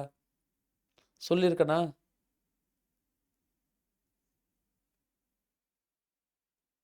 சொல்லுங்க. எஸ் சொல்லியிருக்கேன். ஓகேவா, அதெல்லாம் சொல்லியிருக்கேன். அப்போ இந்த தேவதாசி ஒழிப்பு முறை அப்படின்ற ஒரு கான்செப்டை சட்டசபையில் இந்த முத்துலட்சுமி ரெட்டி கொண்டுட்டு வராங்க. அப்போ எல்லாருமே எதிர்க்கிறாங்க. நீதி கட்சி சேர்ந்தவங்க, அந்த பிற்காலத்தில் காங்கிரஸை சேர்ந்தவங்க எல்லாருமே எதிர்க்கிறாங்க. எல்லா தலைவருக்கும் பாரம்பரியத்தில் எப்பவுமே கை வைக்கக்கூடாதுன்னு. அப்போ பெரியார் தான் வந்து சொன்னாராம். என்ன சொன்னார்னா, நீ மறுபடியும் போயிட்டு இது புண்ணியம் அப்படின்னா அது எங்களுக்கு மட்டும் கிடைக்க வேண்டாம், நான் எழுதி கொடுக்குறேன், நீ அதை அப்படியே போய் வாசி. முத்துலட்சுமி ரெட்டி அதை போய் வாசித்தாங்களா. ஒருவேளை கடவுளுக்கு செய்கிற இந்த தேவரடியால் முறை புண்ணியம் அப்படின்னா இந்த புண்ணியம் எங்களுக்கு மட்டும் கிடைக்க வேண்டாம், இந்த இசைவேளாளர் கம்யூனிட்டிக்கு மட்டும் கிடைக்க வேண்டாம், இந்த புண்ணியம் அனைத்து ஜாதிக்கும் கிடைக்கட்டும், அனைத்து ஜாதிக்கும் கிடைக்கட்டும், ரிசர்வேஷனை கொடுங்க. அந்தந்த கோயிலில் எப்போவுமே இசைவேளாளர் கம்யூனிட்டியை சேர்ந்தவங்க தான் வந்து என்னென்னா தேவதாசியாக இருக்கணும்னு அவசியம் இல்லை. யார் இருக்கலாம், உங்கள் கேஸ்ட் இருக்கலாம், நாயக்கர் கேஸ்ட் இருக்கலாம், ரெட்டியார் இருக்கலாம், செட்டியார் இருக்கலாம், தேவர் இருக்கலாம், வன்னியர் இருக்கலாம், ஆதி திராவிடர் இருக்கலாம். ஒவ்வொரு கேஸ்ட்லேயும் ஒவ்வொரு பொண்ணுங்களை இறக்குங்க. இந்த புண்ணியம் எல்லா கேஸ்ட் மக்களுக்கும் கிடைக்கணுன்னொன்னே எல்லாம் கப்பு சிப்புன்னு வாய் மூட்டிக்கிட்டாங்களாம். ஏன்னா இவர் ரிசர்வேஷன் பேர் போன ஆள். அப்போ இப்படிலாம் பேசி கொஞ்சம் உசுப்பேற்றி விட்டாராம். 1930களில் தேவதாசியை எதிர்த்து, தேவதாசி முறையை எதிர்த்து அந்த குடும்ப கட்டுப்பாடு நிச்சயமாக செய்யணும்னு சொல்லிட்டு கடுமையாக வந்து போராடி இருக்காரு. அதுக்கப்புறம் தான் மற்ற நாடுகளில் என்னெல்லாம் நடக்குது அப்படின்னு பார்க்கணும்னு சொல்லிட்டு தான் 1930 அந்த மாநாட்டை முடிச்சுட்டு அவர் வந்து கிளம்புறாரு. ஓகேவா, 29 ஒரு மாதம் போயிட்டு வந்தது வேற, 31 32 அந்த 1 இயர் வரையும் அவர் நிறைய நாடுகள் வந்து சுற்றினாராம். எங்கெங்கே, எகிப்து, ஜெர்மனி, துருக்கி, நிறைய நாடுகள் போய் சுற்றிட்டு வந்து அங்கெல்லாம் வந்து என்ன இருக்குது, நம்மக்கிட்ட என்ன இல்லை, அது எல்லாத்தையும் வந்து பார்த்தாராம். நல்லா புரிஞ்சுக்கணும், 1932 அவர் எல்லா நாடுகளும் சுற்றுப்பயணம் மேற்கொண்டு வந்ததுக்கப்புறம் 1933 அவங்க ஒய்ஃப் இறந்துட்டாங்க. அவங்க ஒய்ஃப், நீங்கள் 2வது திருமணம் செய்யும்போது பெரியாருடைய முதல் ஒய்ஃப் எங்கே போனாங்க அப்படின்னா, பெரியாருடைய முதல் மனைவியான நாகம்மையார் 1933 மே மாதம் 11 இறந்துட்டாங்க. 1933 இறந்துட்டாங்க. அப்போ ஸ்ட்ரெஸ் அதிகமாகி அப்போ இன்னொரு பத்திரிக்கையும் ஸ்டார்ட் பண்ணார். அதுதான் புரட்சி. நான் பிஸியாக வச்சுக்கணும் அப்படின்னு சொல்லிட்டு 1933 அவர் ஆரம்பித்த ஒரு பத்திரிக்கை தான் வந்து என்னென்னா புரட்சி. 1933 அவர் ஈரோடு பிளானை கொண்டுட்டு வந்தார். இந்த ஈரோடு பிளானை பேஸ் பண்ணி தான் வந்து என்னென்னா இவன் யார் இல்லை கடைசியாக ஒரு ராஜா வந்து ரூல் பண்ணாருன்னு சொன்னேன் இல்லையா, அந்த ராஜாவுக்கு நிறைய வந்து சலுகை, இல்லை அந்த ராஜா வந்து ஜெயிச்சு நீதி கட்சி சார்பாக வந்து ஆட்சி செஞ்சார் இல்லையா, பொப்புலி ராஜாவா, அவர் முழுக்க இந்த ஈரோடு பிளானை வந்து ஏற்றுக்கிட்டார். புரியுதா? ஸோ இதெல்லாம் நடந்தது புரட்சி. அதுக்கப்புறம் எழுத்து சீர்திருத்தம்லாம் நிறைய பண்ணாருங்க. எழுத்து சீர்திருத்தம் நிறைய பண்ணார். பகுத்தறிவு அப்படின்ற ஒரு பத்திரிக்கையும் ஸ்டார்ட் பண்ணார். அந்த பகுத்தறிவு பத்திரிக்கையில் தான் வந்து பார்த்திங்கன்னா முதல்ல எழுத்து சீர்திருத்தம் எல்லாமே பண்ணத காலகட்டம் இதுதான். 1934 35 35 ஒரு பத்திரிக்கை விடுதலை அப்படின்ற ஒரு பத்திரிக்கை. ஈரோடு பிளானை ஏற்றுக்கிட்டது தான் 1935 காலகட்டங்களில் பெரியார் வந்து என்ன பண்ணுறாரு, பயங்கரமாக வந்து ஆதரவு சேர்க்கிறாரு. கவர்மெண்ட் ஆஃப் இந்தியா ஆக்ட் வந்ததுக்கப்புறம் ஒரு எலெக்ஷன் நடக்கும். காங்கிரஸ் ஜெயிச்சிருப்பாங்க. காங்கிரஸுக்கு அகெயின்ஸ்டாக நீதி கட்சிக்கு சப்போர்ட் பண்ணி பெரியார் வந்து என்ன பண்ணார் அப்படின்னா பயங்கரமாக பிரச்சாரம் பண்ணார். அப்போ இங்கே நீங்கள் பார்க்க வேண்டியதெல்லாம் பகுத்தறிவு அப்படின்ற ஒரு மாத இதழை பற்றி பார்க்கணும், குடியரசை பற்றி தெரிஞ்சுக்கணும், ரிவோல்ட்டை பற்றி தெரிஞ்சுக்கணும், புரட்சியை பற்றி தெரிஞ்சுக்கணும், விடுதலையை பற்றி தெரிஞ்சுக்கணும். கடைசி காலத்தில் அவர் உருவாக்கின பத்திரிகைகள் தான் வந்து என்னென்னா உண்மை, மாடர்ன் ரேஷனலிஸ்ட். அது கடைசி காலம், அது தேவையில்லை. பட் சுதந்திரத்துக்கு முன்னாடி அவருடைய அத்தனை பத்திரிகைகளும் தெரிஞ்சு வச்சுக்கணும். சித்திரபுத்திரன் அவர் எப்பவுமே தன்னுடைய பேரை எப்படி கொடுக்குறாரு அப்படின்னா சித்திரபுத்திரன் அப்படின்ற பேரோட தான் வந்து அவர் இருக்கார், சித்திரபுத்திரன். ஆனால் இவர் ஆதரவு கொடுத்த அந்த நீதி கட்சி ஜெயிக்கல. அதுக்கு பதிலாக எது ஜெயிச்சிட்டா? காங்கிரஸ் வந்து ஜெயிச்சு உட்காந்தாச்சு. ராஜாஜி வந்து உட்காந்தாச்சு. ராஜாஜி வந்து உட்கார்ந்த உடனே தான் இந்தி வரணும்னு சொல்லிட்டு பெரிய பிளான் நடக்குது. ராஜாஜி இந்தி வரணும்னு சொல்ல சத்தியமூர்த்தி இந்திக்கு அப்புறம் சமஸ்கிருதம் வரும், சமஸ்கிருதத்துக்கு அப்புறம் மனு தர்மம் வரணுன்னார். அப்போ இவருக்கு கோவம் வருது. நான் இங்கே வந்து ரிசர்வேஷன் வரணுன்றேன், அந்த ரிசர்வேஷனை கொடுக்கறதுக்கு நீங்கள் உங்களுக்கு முடியல. ரிசர்வேஷனை கொடுத்தது ஜஸ்டிஸ் பார்ட்டி. இன்றைக்கி நீ இந்தியை வர வச்சுக்கிட்டு அது மூலயமா மனு தர்மத்தை வர வைக்க போறியா அப்படின்னு சொல்லிட்டு இந்திய எதிர்ப்பு மாநாடம் தமிழ்நாடு தமிழருக்கே இது போல் நிறைய வசனங்கள் 1938 இந்திய எதிர்ப்பு மாநாடு நடத்தி 1938 இந்திய எதிர்ப்பு மாநாடு நடத்தி அந்த இடம் எங்கே 38 இந்திய எதிர்ப்பு மாநாடு நடத்தி தமிழ்நாடு தமிழருக்கே, தமிழ்நாடு தமிழருக்கே அப்படின்ட்டு அந்த ஒரு வாசகம் வந்து கொடுத்தது பெரியார் தான். தமிழ்நாடு தமிழருக்கே, தமிழ்நாடு தமிழருக்கே. இன்றைக்கும் நீங்கள் நிறைய இடங்களில் இந்த அதாவது மெட்ராஸ்லாம் சொல்லலை, அவர் தமிழ்நாடுன்னே சொன்னார். தமிழ்நாடு தமிழருக்கே அப்படின்ற ஒரு வாசகம் கொடுத்தது 1938 தான். அதே 38 தான் பெண்கள் மாநாடு நடக்குது. அந்த பெண்கள் மாநாட்டில் நவம்பர் மாதம் நடக்கக்கூடிய பெண்கள் மாநாட்டில் பெரியாருக்கு பெரியாருன்ற டைட்டில் கொடுத்ததும் அதே தான். ஓகேவா? பெரியாருக்கு 2 வருஷம் ஜெயில் தண்டனை கொடுக்குறாங்க. 1938 பெரியாருன்ற டைட்டில் வாங்கிட்டு ஜெயிலுக்கு போகிறாரு. அப்படி ஜெயிலில் இருக்கும் பொழுது இந்திய எதிர்ப்பு மாநாடு நடத்திட்டு தான் ஜெயிலில் போகிறாரு. கூடவே வந்து அவருடைய தம்பி போகிறாரு. யார் அப்படின்னா அண்ணாதுரை. அண்ணாதுரை அரசியல் ரீதியாக மொத்தமாக வந்து பெரியாரோட தஞ்சை புகுந்து பெரியார்கிட்ட எல்லாத்தையும் கற்றுக்கிட்டாரு. 2 பேரும் உள்ள ஜெயிலில் இருக்கும்போது தான் 1938 பெரியார்கிட்ட அந்த நீதி கட்சியுடைய பொறுப்பு வந்து போய் சேருது. இனிமேல் நீங்கள் தான் நீதி கட்சியுடைய தலைவர், இனிமேல் நீங்கள் தான் நீதி கட்சியுடைய தலைவர், நீங்கள் தான் எல்லாமே பண்ணணும் அப்படின்னு சொல்லிட்டு நீதி கட்சியுடைய அத்தனை தலைமை பொறுப்பும் யாருக்கு போகுது அப்படின்னா ஜெயிலில் இருக்கும்போதே பதவி யாருக்கு போகுது அப்படின்னா பெரியாருக்கும் அண்ணாவுக்கும் போகுது. 1938 1937 ஒரு புக்கு வந்ததுங்க. 36 அந்த புக்கு வந்தது. பிஆர் அம்பேத்கருடைய புக்கு, ஜாதி ஒழிப்பு அப்படின்ற ஒரு புக்கு, அனிலேஷன்ஸ் ஆஃப் கேஸ்ட் அப்படின்னு சொல்லிட்டு ஒரு புக்கு, ஜாதி ஒழிப்பு. அந்த புக்கை பெரியார் வந்து என்ன பண்ணுறாரு அப்படின்னா பயங்கரமாக ஆதரிச்சார். அது ஒரு தகவலாக மட்டும் எழுதி வச்சுக்கோங்க. இந்திய எதிர்ப்பு போராட்டத்தை எழுதிட்டிங்களா, அதுக்கப்புறம் இதை ஒரு தகவலாக மட்டும் எழுதி வச்சுக்கோங்க. தகவலாக மட்டும் எழுதி வச்சுக்கோங்க. அதுக்கப்புறம் பெரியார் என்ன ஆனார்? அதுக்கப்புறம் பெரியார் திராவிட மாநாட்டை நடத்தினார் 1939. அவர் ஒரு பெண்ணியவாதியாக நிறைய செயல்களை செஞ்சார். பெரியாருடைய முயற்சி எந்த அளவு ரொம்ப பெருசாக இருந்தது அப்படின்னா 1941-40 காலகட்டங்களில் you just imagine, Mohammed Ali Jinnah தெரியும் இல்லையா? முகமது அலி ஜின்னாவை பார்த்து மீட் பண்ணி பேசியிருக்கிற நபர் பெரியார். முகமது அலி ஜின்னாவை யாரெல்லாம் மீட் பண்ணாங்கன்னு சொல்லவா? 1940 அன்னைக்கு நீதி கட்சியுடைய தலைவராக இருந்த பெரியாரும் முகமது அலி ஜின்னாவை மீட் பண்ண போனார். நீதி கட்சியுடைய செயலாளராக இருந்த பன்னீர்செல்வம், அந்தன் அம்பேத்கர் எல்லாரும் சேர்ந்து முகமது அலி ஜின்னாவெல்லாம் போய் பார்த்து மீட் பண்ணியிருக்காங்க. எதுக்காக 1940 மீட் பண்ணணும் அப்படின்னு பார்த்தீங்கன்னா, காங்கிரஸ் கட்சியை விட்டு விலகிச்சு, ஆட்சியை விட்டு விலகிச்சு. காங்கிரஸ் ஆட்சி விட்டு விலகினதை மக்களுக்கு காங்கிரஸிடமிருந்து விடுதலை அப்படின்னு சொல்லிட்டு த டே ஆஃப் டெலிவரன்ஸ் அப்படின்னு சொல்லிட்டு ஒரு டேவை முகமது அலி ஜின்னா வந்து டிக்ளேர் பண்ணார்ல, அதுக்கு சப்போர்ட் பண்ணி இவங்க 2 பேரும் போயிடுறது உண்மை. அப்போ ஒரு விஷயம் வந்து என்னென்னா முரண் இருக்க தான் செய்யுது.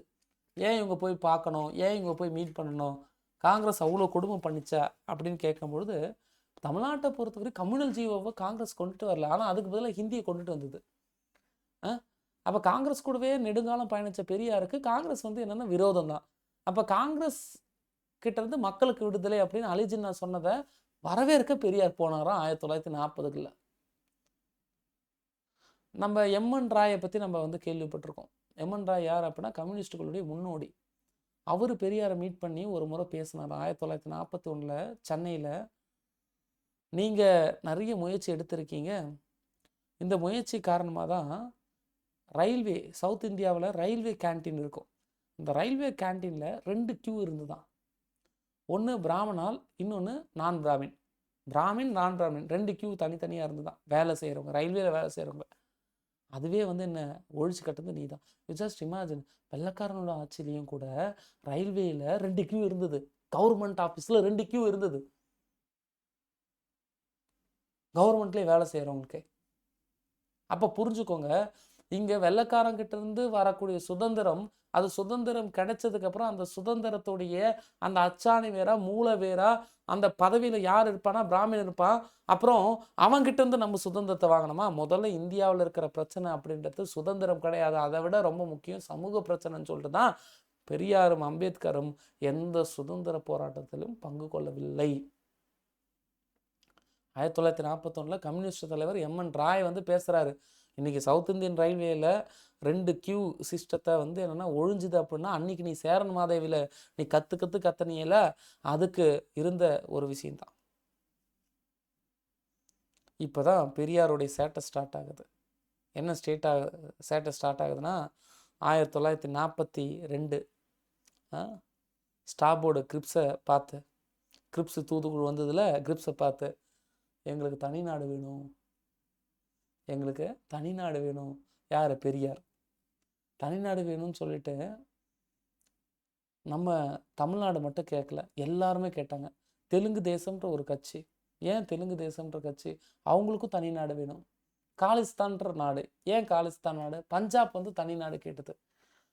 இந்தியா முழுவதும் நிறைய பேர் தனிநாடு கேட்டாங்க. அப்படி தமிழ்நாட்டில் தனிநாடு கேட்டவங்க 2 பேர் தான். ஒன்று பெரியார், அண்ணாதுரையும். எங்களுக்கு தனி தமிழ்நாடு வேணும், இல்லை எங்களுக்கு தனிநாடு வேணும், எங்களுக்கு திராவிட நாடு வேணும் அப்படின்னு சொல்லிட்டு அந்த ஒரு முன்னெடுப்பு அப்படின்னு சொல்லலாம், இல்லை ஒரு பிரச்சனைன்னு சொல்லலாம். இது எல்லாமே வந்து என்னென்னா பண்ண காலகட்டம் இதுதான். 1942 காலகட்டம். 1944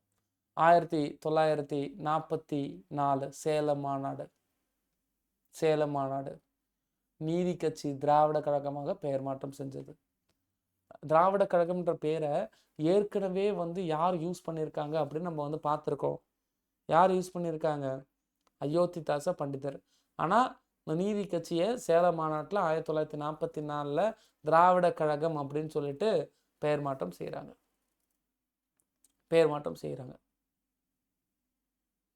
ஓகேவா?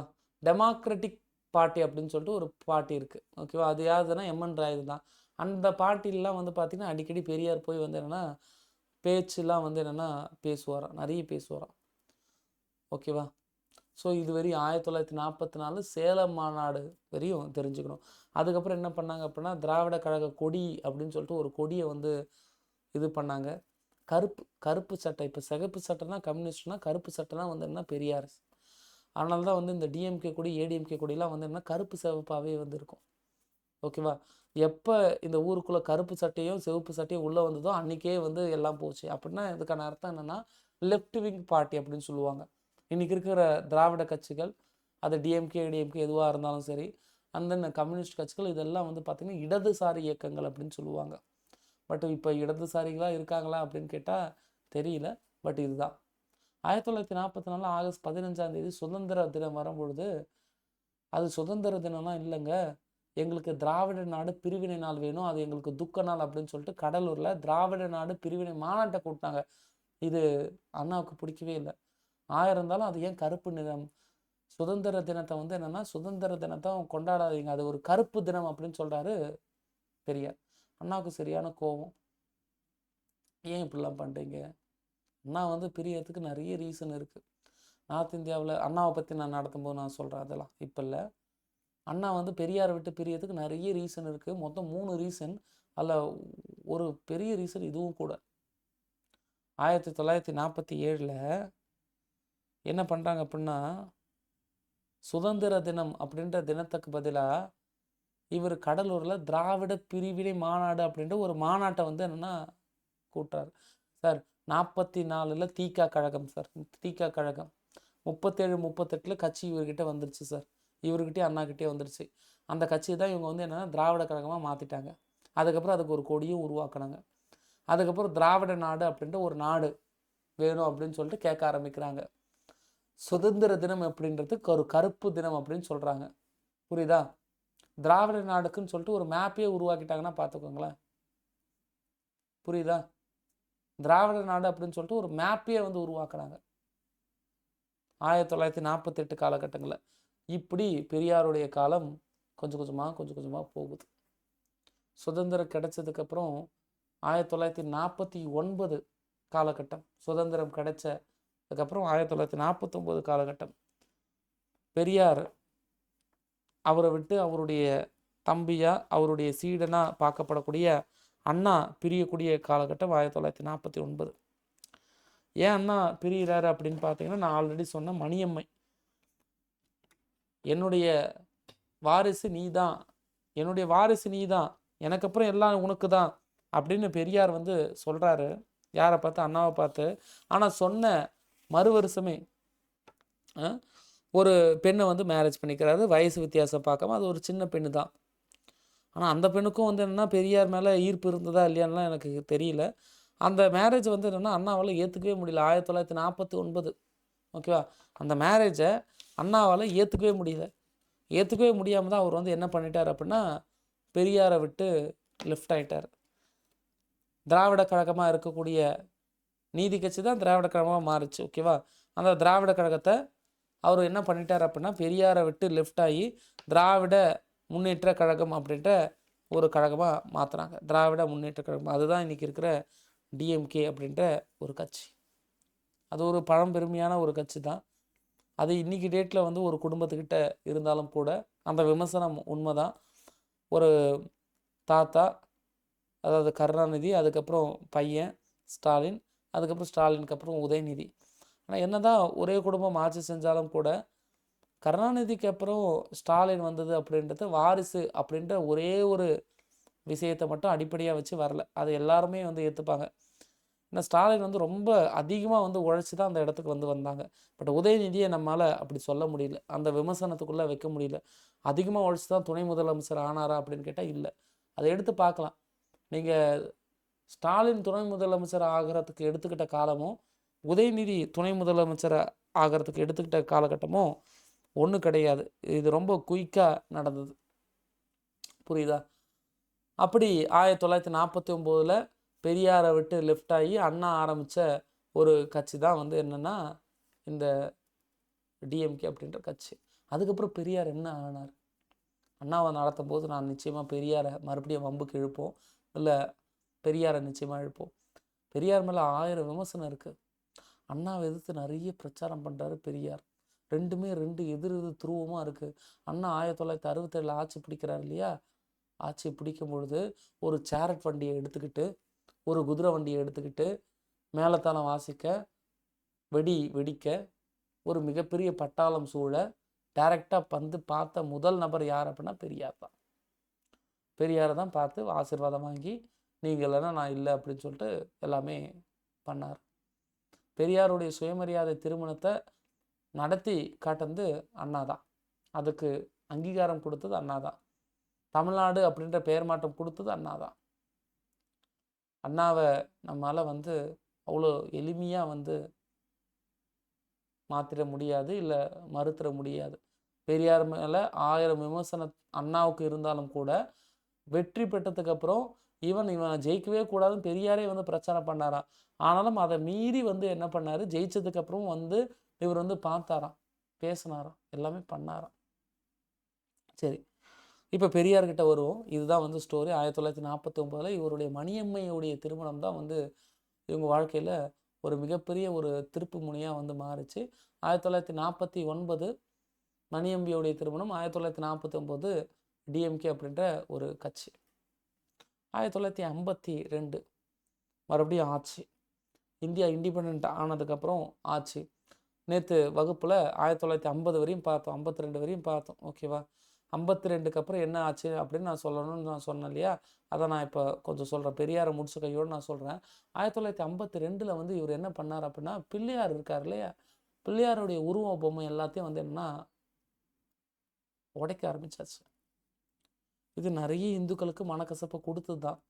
ஆனால் இவர் என்ன திரும்ப சொல்கிறாரு, சட்ட ஒழுங்கு பிரச்சனை வரக்கூடாதுன்றதுக்காக நான் எந்த கோயிலுக்குள்ளேயும் புகுந்து பிள்ளையார் சிலையை எடுத்து உடைக்க மாட்டேன், அதுக்கு பதிலாக என்ன பண்ண போகிறேன், நானே பிள்ளையார் சிலையை செஞ்சு நான் உடைக்க போகிறேன் அப்படின்னு சொல்லிட்டு செஞ்சு தான் உடைச்சாரான். அதனால் லா அண்ட் ஆர்டர்லாம் வந்து என்னென்னா இவர் மேலே பெருசாக பாயலை. 1952 பிள்ளையார் சிலை உடைப்பு. அது மட்டும் இல்லாமல் ராமர், இந்து கடவுளான ராமருடைய உருவப்படத்தை எரிக்கிற ஒரு நிகழ்வு. இந்து மதத்தில் மட்டும்தான் இவ்வளோ மூட நம்பிக்கைகளா அப்படின்னு சொல்லிட்டு நிறைய நமக்கே வந்து ஒரு கொஸ்டின் வரும். ஏன் இவர் மற்ற மதத்து மேலே ஃபோக்கஸே பண்ணலை அப்படின்ற ஒரு கொஸ்டின் நமக்கும் இப்போ வரையும் இருக்க தான் செய்யுது. ஆனால் இங்கே இருக்கிற பெருவாரியான மதம் இந்து மதம் தான். இந்து மதத்தில் தான் வந்து ஸ்கெடியூல் கேஸ்ட் வந்து ரொம்ப கஷ்டப்படுறாங்க. நீதி கட்சி கூட ஸ்கெடியூல் கேஸ்ட்காக வந்து நீதி கட்சி ஆரம்பிக்கப்படலை. ஆனால் பெரியார் வந்து முதல்ல வந்தது இந்த ஸ்கெடியூல் கேஸ்ட் மக்கள் கொஞ்சம் மேலே ஏறணும் அப்படின்றதுக்காக தான். அப்போ சின்ன வயசில் நம்ம எப்படி கீழே இருக்கிறவங்கள பார்க்குறோமோ அதே போல் மேலே இருக்கிறவங்க நம்மளை அப்படி தான் பார்க்குறான் அப்படின்னு வந்து என்னென்னா இவர் சொல்கிறாருன்னா, அந்த தாக்கம் வந்து எதனால் வந்தது அப்படின்றத நீங்கள் வந்து புரிஞ்சுக்கணும். அப்போ நமக்கு கீழே இருக்கிறவன் எப்போவுமே கீழே இருக்கக்கூடாது, அவன் கொஞ்சம் மேலே வரணும் அப்படின்னு சொல்லிட்டு நிறைய விஷயங்களை இவர் வந்து பண்ணதாக சொல்லலாம். 1952 எலெக்ஷன் நடந்து உள்ளே வராங்க, உள்ளே வந்து ஜெயிக்கிறாங்க. யாருடைய வெற்றியை பற்றி நான் பேசுகிறேன் அப்படின்னா, மறுபடியும் ராஜாஜியுடைய வெற்றியை பற்றி பேசுகிறேன். அப்படி ராஜாஜியுடைய வெற்றி வரும்பொழுது ஒரு 2 விஷயம் நடக்குதுங்க. மறுபடியும் இந்தியை கொண்டுட்டு வராருங்க. இது 2வது முறையாக நடக்கக்கூடிய ஒரு இந்தி திணிப்பு. அந்த இந்தி திணிப்புக்கு அப்பாற்பட்டு இன்னொரு பெரிய பிரச்சனை எது தெரியுமா? குலக்கல்வி திட்டம்.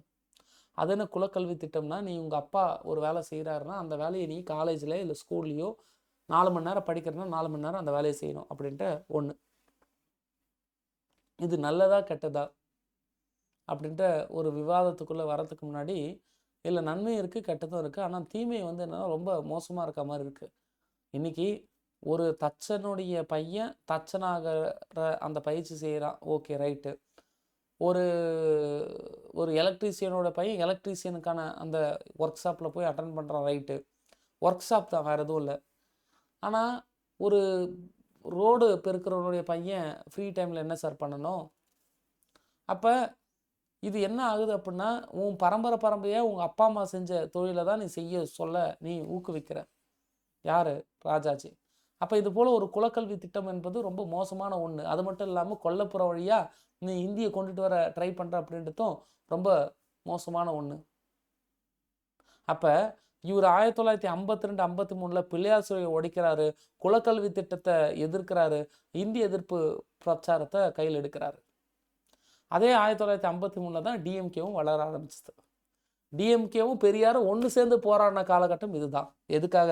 இந்தியை எதிர்த்து நடக்கக்கூடிய காலகட்டத்தில் நிறைய ரயில்வே ஸ்டேஷனில் பேர் பலகை எல்லாம் இந்தியில் இருக்கும். அந்த இந்தியில் இருக்கக்கூடிய பேர் பலகை எல்லாத்தையும் வந்து அழித்த காலகட்டம் இதுதான்.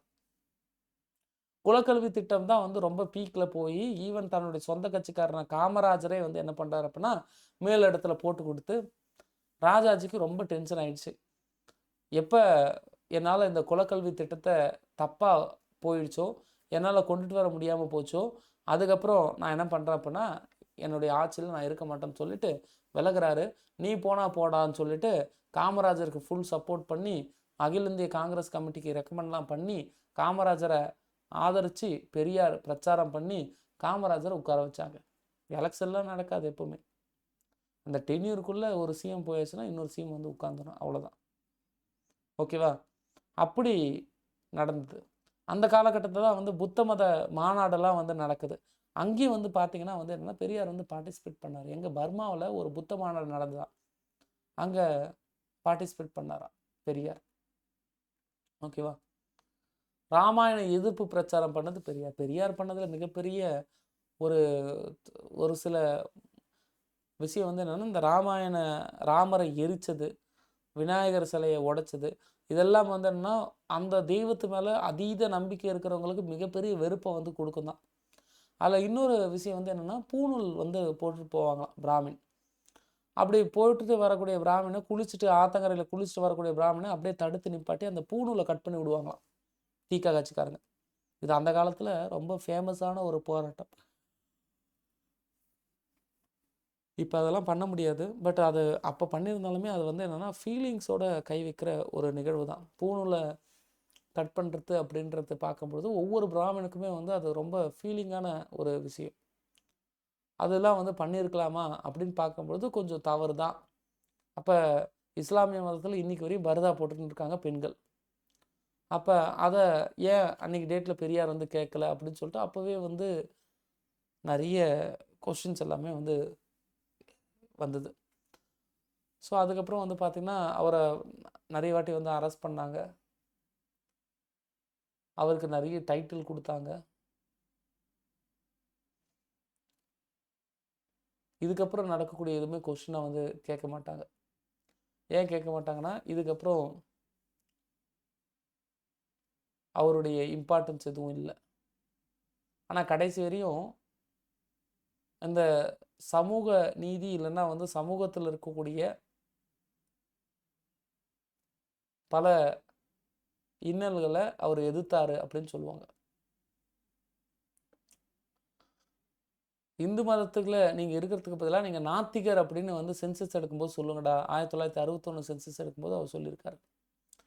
இன்றைக்கி வீரமணின்னு சொல்லிட்டு ஒரு ஆள் இருக்கார்ல, வீரமணி திராவிட கழகத்துக்கு 1962 உள்ளே வந்தார். அப்படி உள்ளே வரும்பொழுது பெரியார் உயிரோடு தான் இருக்கார். பெரியார் பயங்கரமாக வந்து அவரை சப்போர்ட் பண்ணி உள்ளே வரவேற்றாராம். ஓகேவா? இப்படி நிறைய விஷயம் இருந்தாலும் கடைசியில் அவருக்கு கொடுக்கப்பட்ட பட்டங்கள் பாருங்கள். சிறைப்பறவை. ஏன் சிறைப்பறவை? நிறைய முறை சிறை செஞ்சு வந்ததுனால சிறைப்பறவை. நிறைய முறை சிறை போயிட்டு வரதுனால சிறைப்பறவை. ரூசோ, தமிழ்நாட்டின் ரூசோ, யுனெஸ்கோ நிறுவனம் புத்துலக தொலைநோக்காளர் அப்படின்னு சொல்லிட்டு தென்னிந்தியாவின் சாக்ரட்டிஸ்ன்னு சொல்லிட்டு டைட்டில்ஸ் 1973 நேரில் வந்து கொடுக்குறாங்க யுனெஸ்கோ. தென்னிந்தியாவின் சாக்ரட்டிஸ் அது போல் ஒரு டைட்டிலாம் வாங்கிறது ரொம்ப பெருசு. ஈவன் பெரியார் திடல்னு சொல்லிட்டு ஒரு திடல் இருக்குது. அந்த பெரியார் திடலில் ஜாதி மறுப்பு திருமணம் நடக்கும், டிஎன்பிசி ஃப்ரீ கிளாஸ்லாம் நடக்கும். இப்போவும் 1973 யுனெஸ்கோ வந்து தென்னிந்தியாவின் சாக்ரட்டிஸ் அப்படின்ற ஒரு டைட்டில் வந்து கொடுக்கும் பொழுது எம்ஜிஆர் நேரில் வந்து ஒரு 5000 ரூபாய் பணத்தை கொடுத்து ஆசீர்வாதம் வாங்கிட்டாராம். யார்கிட்ட? பெரியார்கிட்ட வாங்கினாராம். 1973 காலகட்டம் அவருக்கு மரணத்துக்கு முன்னாடி பல இன்னல்கள் நடக்கக்கூடிய காலகட்டம்.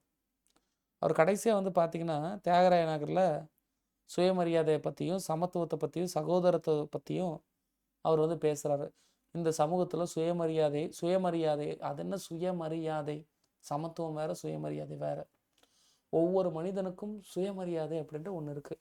போய் குப்பை பொறுக்கிடான்னு சொன்னால் பொறுக்காதீங்க. இது உன் தொழில் அப்படின்னு சொன்னால் செய்யாதீங்க. உனக்குன்னு ஒரு மரியாதை இருக்குது. இதை பண்ணுறதே கேவலம்னு அவன் பார்க்குறான்ல, அவன் இதை பண்ணுறதே கேவலம்னு பார்க்குற வரையும் நீ அந்த வேலையை செய்யாத. அப்போ உன் சுயமரியாதை எங்கே போச்சு? அதான் சுயமரியாதை. அந்த சுயமரியாதைலாம் வேணும்னு சொல்லிட்டு தான் அவர் வந்து சென்னையில் பேசுகிறாரு. அப்படி பேசிகிட்டே இருக்கும்போது தான் உடம்பு ரொம்ப சிக்காயிடுச்சு. 94 வயசு. அப்போ தான் அவரை வேலூர் சிஎம்சிக்கு அழைச்சிட்டு போய் பார்க்குறாங்க. 4 நாள் அங்கே இருந்தார், ஐசியூவில் இருந்தார்.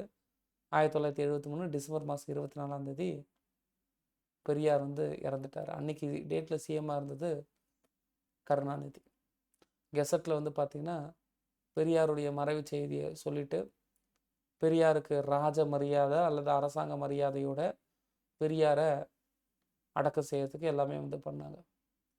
பெரியார் வாழ்க வாழ்க, பெரியார் வாழ்க வாழ்க அப்படின்னு சொல்லிட்டு பெரியார் திடலில் அவருடைய உடலை அடக்கம் பண்ணி வச்சுருக்காங்க. இதுதான் பெரியாருடைய அந்த வாழ்வியல் விஷயமே. பெரியாருக்கு பல பேருடைய அந்த தொடர்புலாம் இருந்திருக்கு. என்ன தொடர்பு இருந்திருக்குன்னா,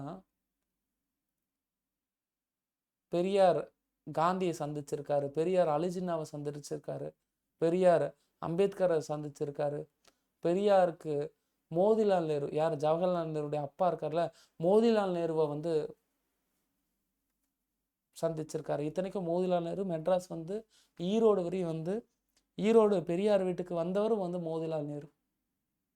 1925 இசை வேளாளர் கம்யூனிட்டியில் ஒரு மாநாடு நடத்துகிறாங்க. இசை வேளாளர் அவங்க தான் தேவதாசியாக இருக்காங்க இல்லையா, அந்த இசை வேளாளர் மாநாட்டில் வந்து பார்ட்டிசிபேட் பண்ணி தேவதாசி முறையே இருக்கக்கூடாது, வெகுண்டுங்க, போராடுங்க அப்படின்னு சொல்கிறாங்க. அதுக்கப்புறம் தான் 1926 முத்துலட்சுமி ரெட்டி எம்எல்ஏவாக மாறி தேவதாசி முறை ஒழிப்பு சட்டத்தை கொண்டுட்டு வந்தாங்க. தேவதாசி முறை ஒழிக்கிறோம் அப்படின்னு சட்டசபையில் ஒரு பெண்ணுடைய குரல் எழுப்புறதுக்கு முன்னாடியே இசை வேளாளர் மாநாட்டில் அதை முதல்ல பேசினது பெரியார் தான்.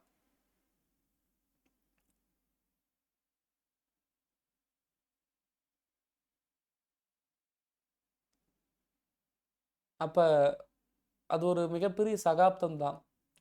கடைசி காலத்தில் நடந்த ஒரு திருமணத்தை மட்டுமே வச்சு தமிழை காட்டு மிராண்டி மொழி அப்படின்னு சொன்ன அந்த ஒரு சில விஷயத்தை மட்டுமே வச்சு கிராமங்களே இருக்கக்கூடாது, கிராமங்களே இருக்கக்கூடாதுன்னு சொன்னது தப்பு தான். கிராமம் இல்லைன்னா விவசாயம் இல்லை, அது இல்லை, இது இல்லை. ஆனால் கிராமமே இருக்கக்கூடாதுன்னு சொன்னதில் இன்னொரு நியாயம் இருக்குது. என்ன நியாயம் இருக்குது அப்படின்னா, கிராமத்தில் தான் ஜாதிய ஒடுக்குமுறை இன்றைக்குமே அதிகமாக இருக்குது. நகரத்தில் ஜாதிய ஒடுக்குமுறை இருக்கான்னு கேட்டால் அது குறைவாக இருக்குது. நீங்கள் சென்னை சிட்டியில் வந்து ஜாதி பார்த்து பழகிறாங்களா அப்படின்னு கேட்டால், நீங்கள் மெட்ரோவில் உட்காரத்தில் ஆரம்பித்து எங்கேயா போகத்தில் ஆரம்பித்து யாருடைய ஜாதியும் யாருக்கும் தெரியாது. ஆனால் கிராமத்தில் பார்த்தீங்கன்னா இன்றைக்கும் ஜாதி அப்படின்றது பெரிய ஒரு விஷயமா வந்து இருக்கு. அதனால் கிராமத்தை ஒழிக்கணும் அப்படின்னு சொன்னது ஓகே தான். உனக்கு கட்டுக்கடங்காத ஆசை இருக்கும் பொழுது, உனக்கு கட்டுக்கடங்காத காமம் வரும்பொழுது, உன் தாய்கிட்டேயோ உன் அக்கா தங்கச்சிக்கிட்டேயோ போய் அதை தீர்த்துக்கோ அப்படின்னு சொல்லிட்டு பெரியார் சொன்னதா ஒரு ஸ்டேட்மெண்ட் இருக்குது. அந்த ஸ்டேட்மெண்ட் உண்மை தான்.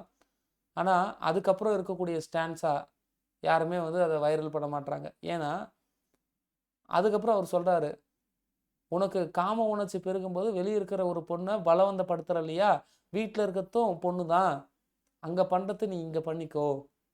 உன் வீட்லேயும் பொண்ணுங்க தானே இருக்காங்க, உன் அக்கா தங்கச்சியும் பொண்ணு தானே. பெண்கள் வந்து கோவம் வச்சுன்னா உனக்குலாம் அக்கா தங்கச்சியே இல்லையா, அக்கா தங்கச்சியோட பிறக்கலைன்னு கேட்பாங்களா, அதை மாதிரி பெரியார் அப்படி நாசுக்கா கேட்டதா அதுக்கான அர்த்தம். யூ ஜஸ்ட் இமேஜின், ஒரு கட்டத்தில் பெரியார் 28 பதவிகளில் இருந்தாராம். அவர் நகர்மன்ற சேர்மனாக இருக்கும் பொழுது, நகர்மன்ற சேர்மனாக இருந்தது மட்டும் இல்லாமல் நிறைய சங்கங்களுக்கும் தலைவராக இருந்து 28 பதவியில் அவர் இருந்தாராம். 91வது வயசில் அந்த ஒரு வருஷத்தில் மட்டும் அவர் எத்தனை கூட்டத்தில் பார்ட்டிசிபேட் பண்ணியிருப்பார் அப்படின்னா 150 கூட்டத்தில் பார்ட்டிசிபேட் பண்ணாராம். 92வது வயசில் 244 கூட்டத்தில் பார்ட்டிசிபேட் பண்ணாராம். 93வது வயசில் 250 கூட்டத்தில் பார்ட்டிசிபேட் பண்ணாராம். அப்போல்லாம் அவருடைய யூரின் பேக் போட ஆரம்பித்த காலகட்டம். அவர் 94வது வயசில் 230 கூட்டத்துக்கு மேலே பார்ட்டிசிபேட் பண்ணாராம்.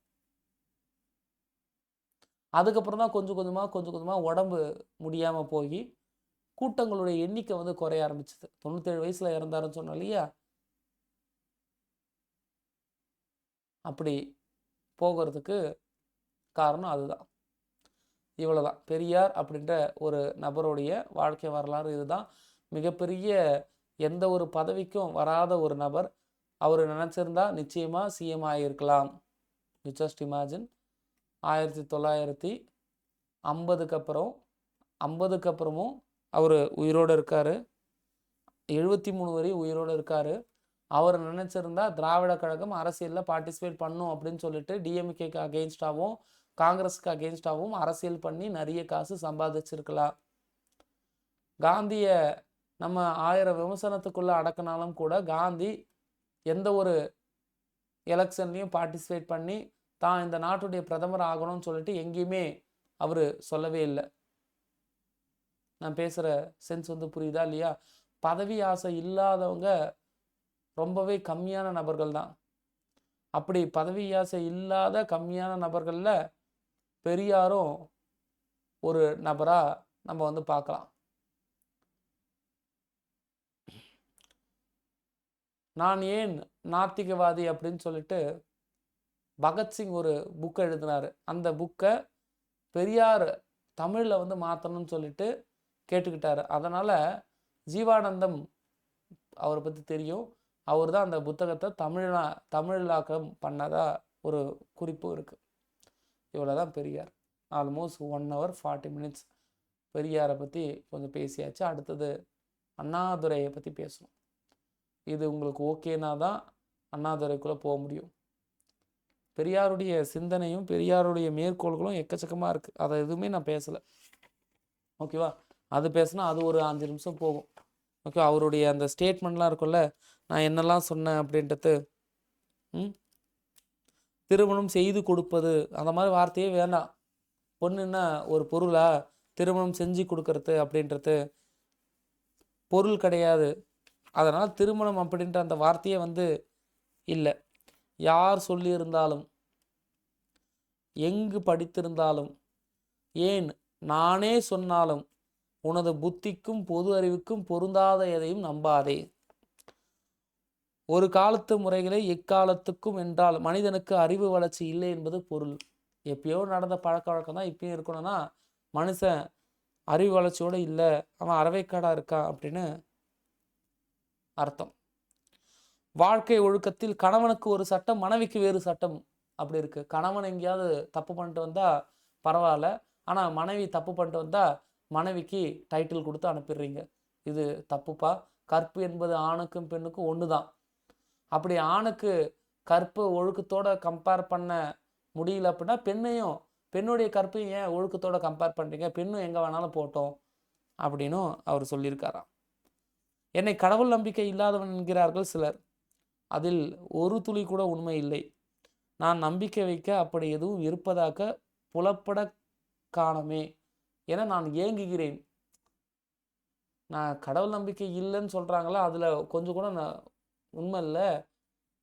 நான் நம்பிக்கை வைக்கிறதுக்கு 1% கூட எந்த ஒரு வாய்ப்பு இல்லாமல் போச்சே, அதுக்காக நான் ஏங்கினேன்.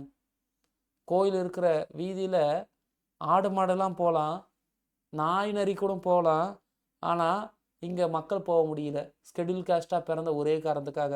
அப்போ எங்கடா இருக்கா அந்த கடவுள்? இதான் அந்த வாசகமே, இதான் அந்த பேச்சே. அதனால் நான் நம்பிக்கை வைக்கிற மாதிரி எதுவுமே என் கண்ணுக்கு தெரியல, அதனால தான் நான் கடவுளை வெறுக்கிறேன் அப்படின்னு சொல்கிறாரு. சிந்திப்பவன் மனிதன், சிந்திக்க மறுப்பவன் மதவாதி, சிந்திக்காதவன் மிருகம், சிந்திக்க பயப்படுபவன் கோழை. நான் பேசுகிற சென்ஸ் புரியுதா? சிந்திப்பவன் மனிதன், சிந்திக்க மறுப்பவன் மதவாதி, சிந்திக்காதவன் மிருகம், சிந்திக்க பயப்படுபவன் கோழை. பெண்களே சமூகத்தின் கண்கள். பெண் கல்வி கற்றாலொழிய சமூக மாற்றங்கள் ஏற்படாது. பெண்ணுக்கு நகையோ அழகான உடையோ முக்கியமல்ல, அறிவும் சுயமரியாதையும் முக்கியம். நகை வேண்டாம், ட்ரெஸ் வேணாம், உனக்கு அறிவு இருக்கணும், உனக்கு சுயமரியாதை இருக்கணும். யாருக்கு அகெயின்ஸ்டா? உன் ஹஸ்பண்டுக்கு அகெயின்ஸ்டா? உனக்குன்னு சொல்லிட்டு ஒரு சுயமரியாதை இருக்கணும். பெண் கல்வி மற்றும் அனைத்து துறைகளிலும் பெண்களுடைய பங்கு இருக்க வேண்டும். அறிவியலுக்கு புறம்பான எந்த செய்திகளையும் மூடப்பழக்கங்களையும் பள்ளிகளில் கற்றுத்தரக்கூடாது. அனைவருக்கும் கல்வி வழங்க வேண்டும். மனப்பாடம் மற்றும் மதிப்பெண்களுக்கு முதன்மை வழங்கும் கல்வி முறை வேண்டாம். திருக்குறள் நிச்சயமாக மதிப்புமிக்க ஒரு நூலாக மாற வேண்டும். பெண் விடுதலையே இங்கு முக்கியமானது. மக்கள் அனைவரும் மனித ஜாதி. இங்கு ஜாதி என்பது வேறு ஒன்றும் இல்லை. இளைஞர்கள் பாடுபட்டு முன்னேற வேண்டும். ஒழுக்கம் கற்பு இவை இரண்டும் இருபாலருக்கும் சமம். விதவைன்ற வார்த்தையை அவர் யூஸ் பண்ணல, கைமண் கைப்பெண், கைம்பெண் அப்படின்னு சொல்லுவாங்க. கைம்பெண், மறுமணம் செய்வதில் தீங்கு இல்லை, விதவைகள் மறுமணம் செய்வதில் தீங்கு இல்லை. இந்தியாவிலேயே பழமையான மொழி தமிழ் மொழி. ஆனால் அதே அவர் தான் ஒரு காட்டு மிராண்டி மொழி தமிழ் மொழின்னு சொல்லியிருக்காரு. ஓய்வு சலிப்பு இவை அனைத்தும் தற்கொலை. அதனால தான் 97 வயசுப்பா, 97 94 சொன்னா அது வரையும் உயிரோடு இருந்தார். ஆயுதமும் காகிதமும் பூஜை செய்ய அல்ல, புரட்சி செய்ய. மதம் மனிதனை மிருகமாக்கும், ஜாதி மனிதனை சாக்கடையாக்கும். மதம் மனிதனை மிருகமாக்கும், உண்மைதானே? மதம் மிருகமாக்குதா? ஜாதி மனுஷனை சாக்கடையாக்குதான். சொன்னது யாருன்னா பெரியார்.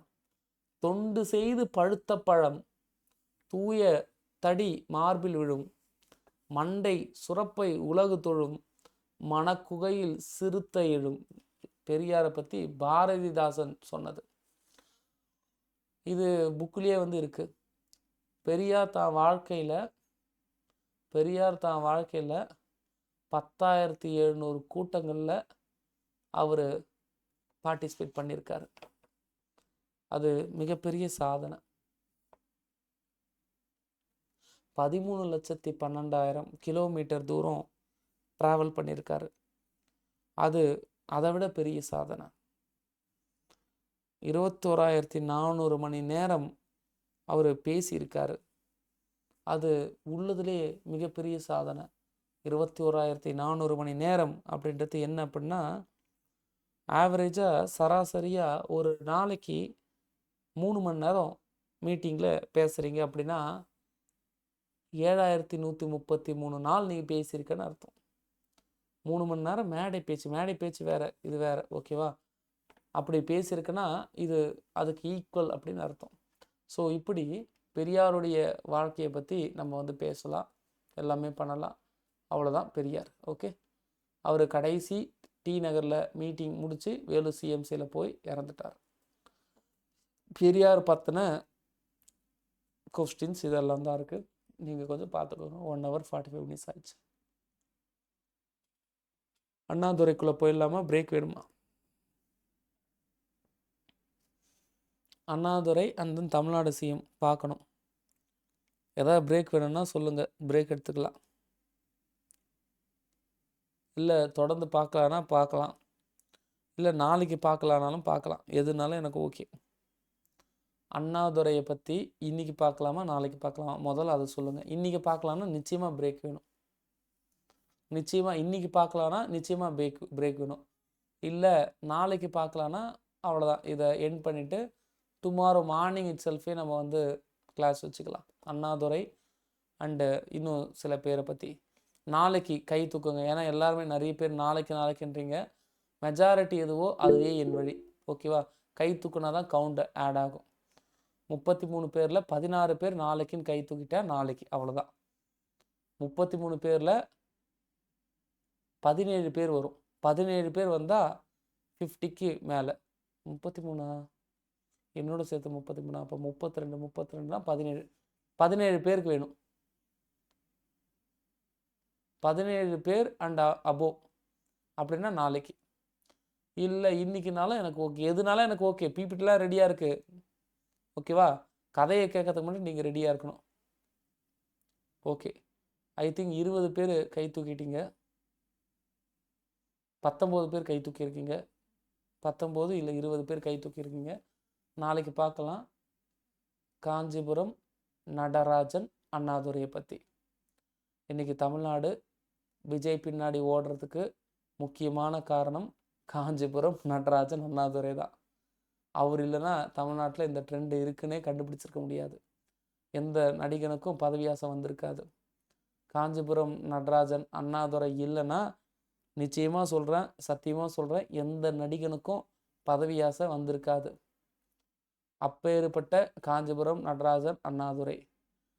காமராஜரை வீழ்த்த புதுசாக ஒருத்தவன் பிறந்து வரணும் அப்படின்னு நினைக்கும் போது ஆல்ரெடி பிறந்துட்டா அதோ வந்துட்டேன்டான்னு சொல்லிட்டு காமராஜரை சொந்த தொகுதியிலே தோக்கடித்த திராவிட கட்சியுடைய அல்லது திமுகவுடைய தலைவனாக இருக்கிற காஞ்சிபுரம் நடராஜன் அண்ணாதுரையை பற்றி நம்ம நாளைக்கு பார்க்கலாம். The real OG. நார்த் இந்தியாவில் ஐபிஎஸ் கேம்பஸில் ஒரு மனிதன் இறந்ததுக்காக செலிப்ரேஷன் பண்ணுறாங்க. யார்? படித்து ஐபிஎஸ் ஆனவங்க. யாருடைய மரணத்துக்கு? காஞ்சிபுரம் நடராஜன் அண்ணாதுரையுடைய மரணத்துக்கு செலிப்ரேஷன் நடக்குது. எங்கே கேம்பில். ஓகேவா? அப்படின்னே அந்த ஆள் பண்ணால், அந்த ஆள் போய் பேச ஆரம்பித்தாலே நடுங்குமா பார்லிமெண்ட்டு. அப்படியே நடுங்குமா. ஐயோ இவன் வேற மைக்கை பிடிச்சிட்டானே, என்ன பேச போகிறான்னு தெரியலையே அப்படின்னு பார்லிமெண்ட் வந்து நடுங்குமா. இதுக்கு கவுண்டராக்ட் பண்ணவே முடியாதா?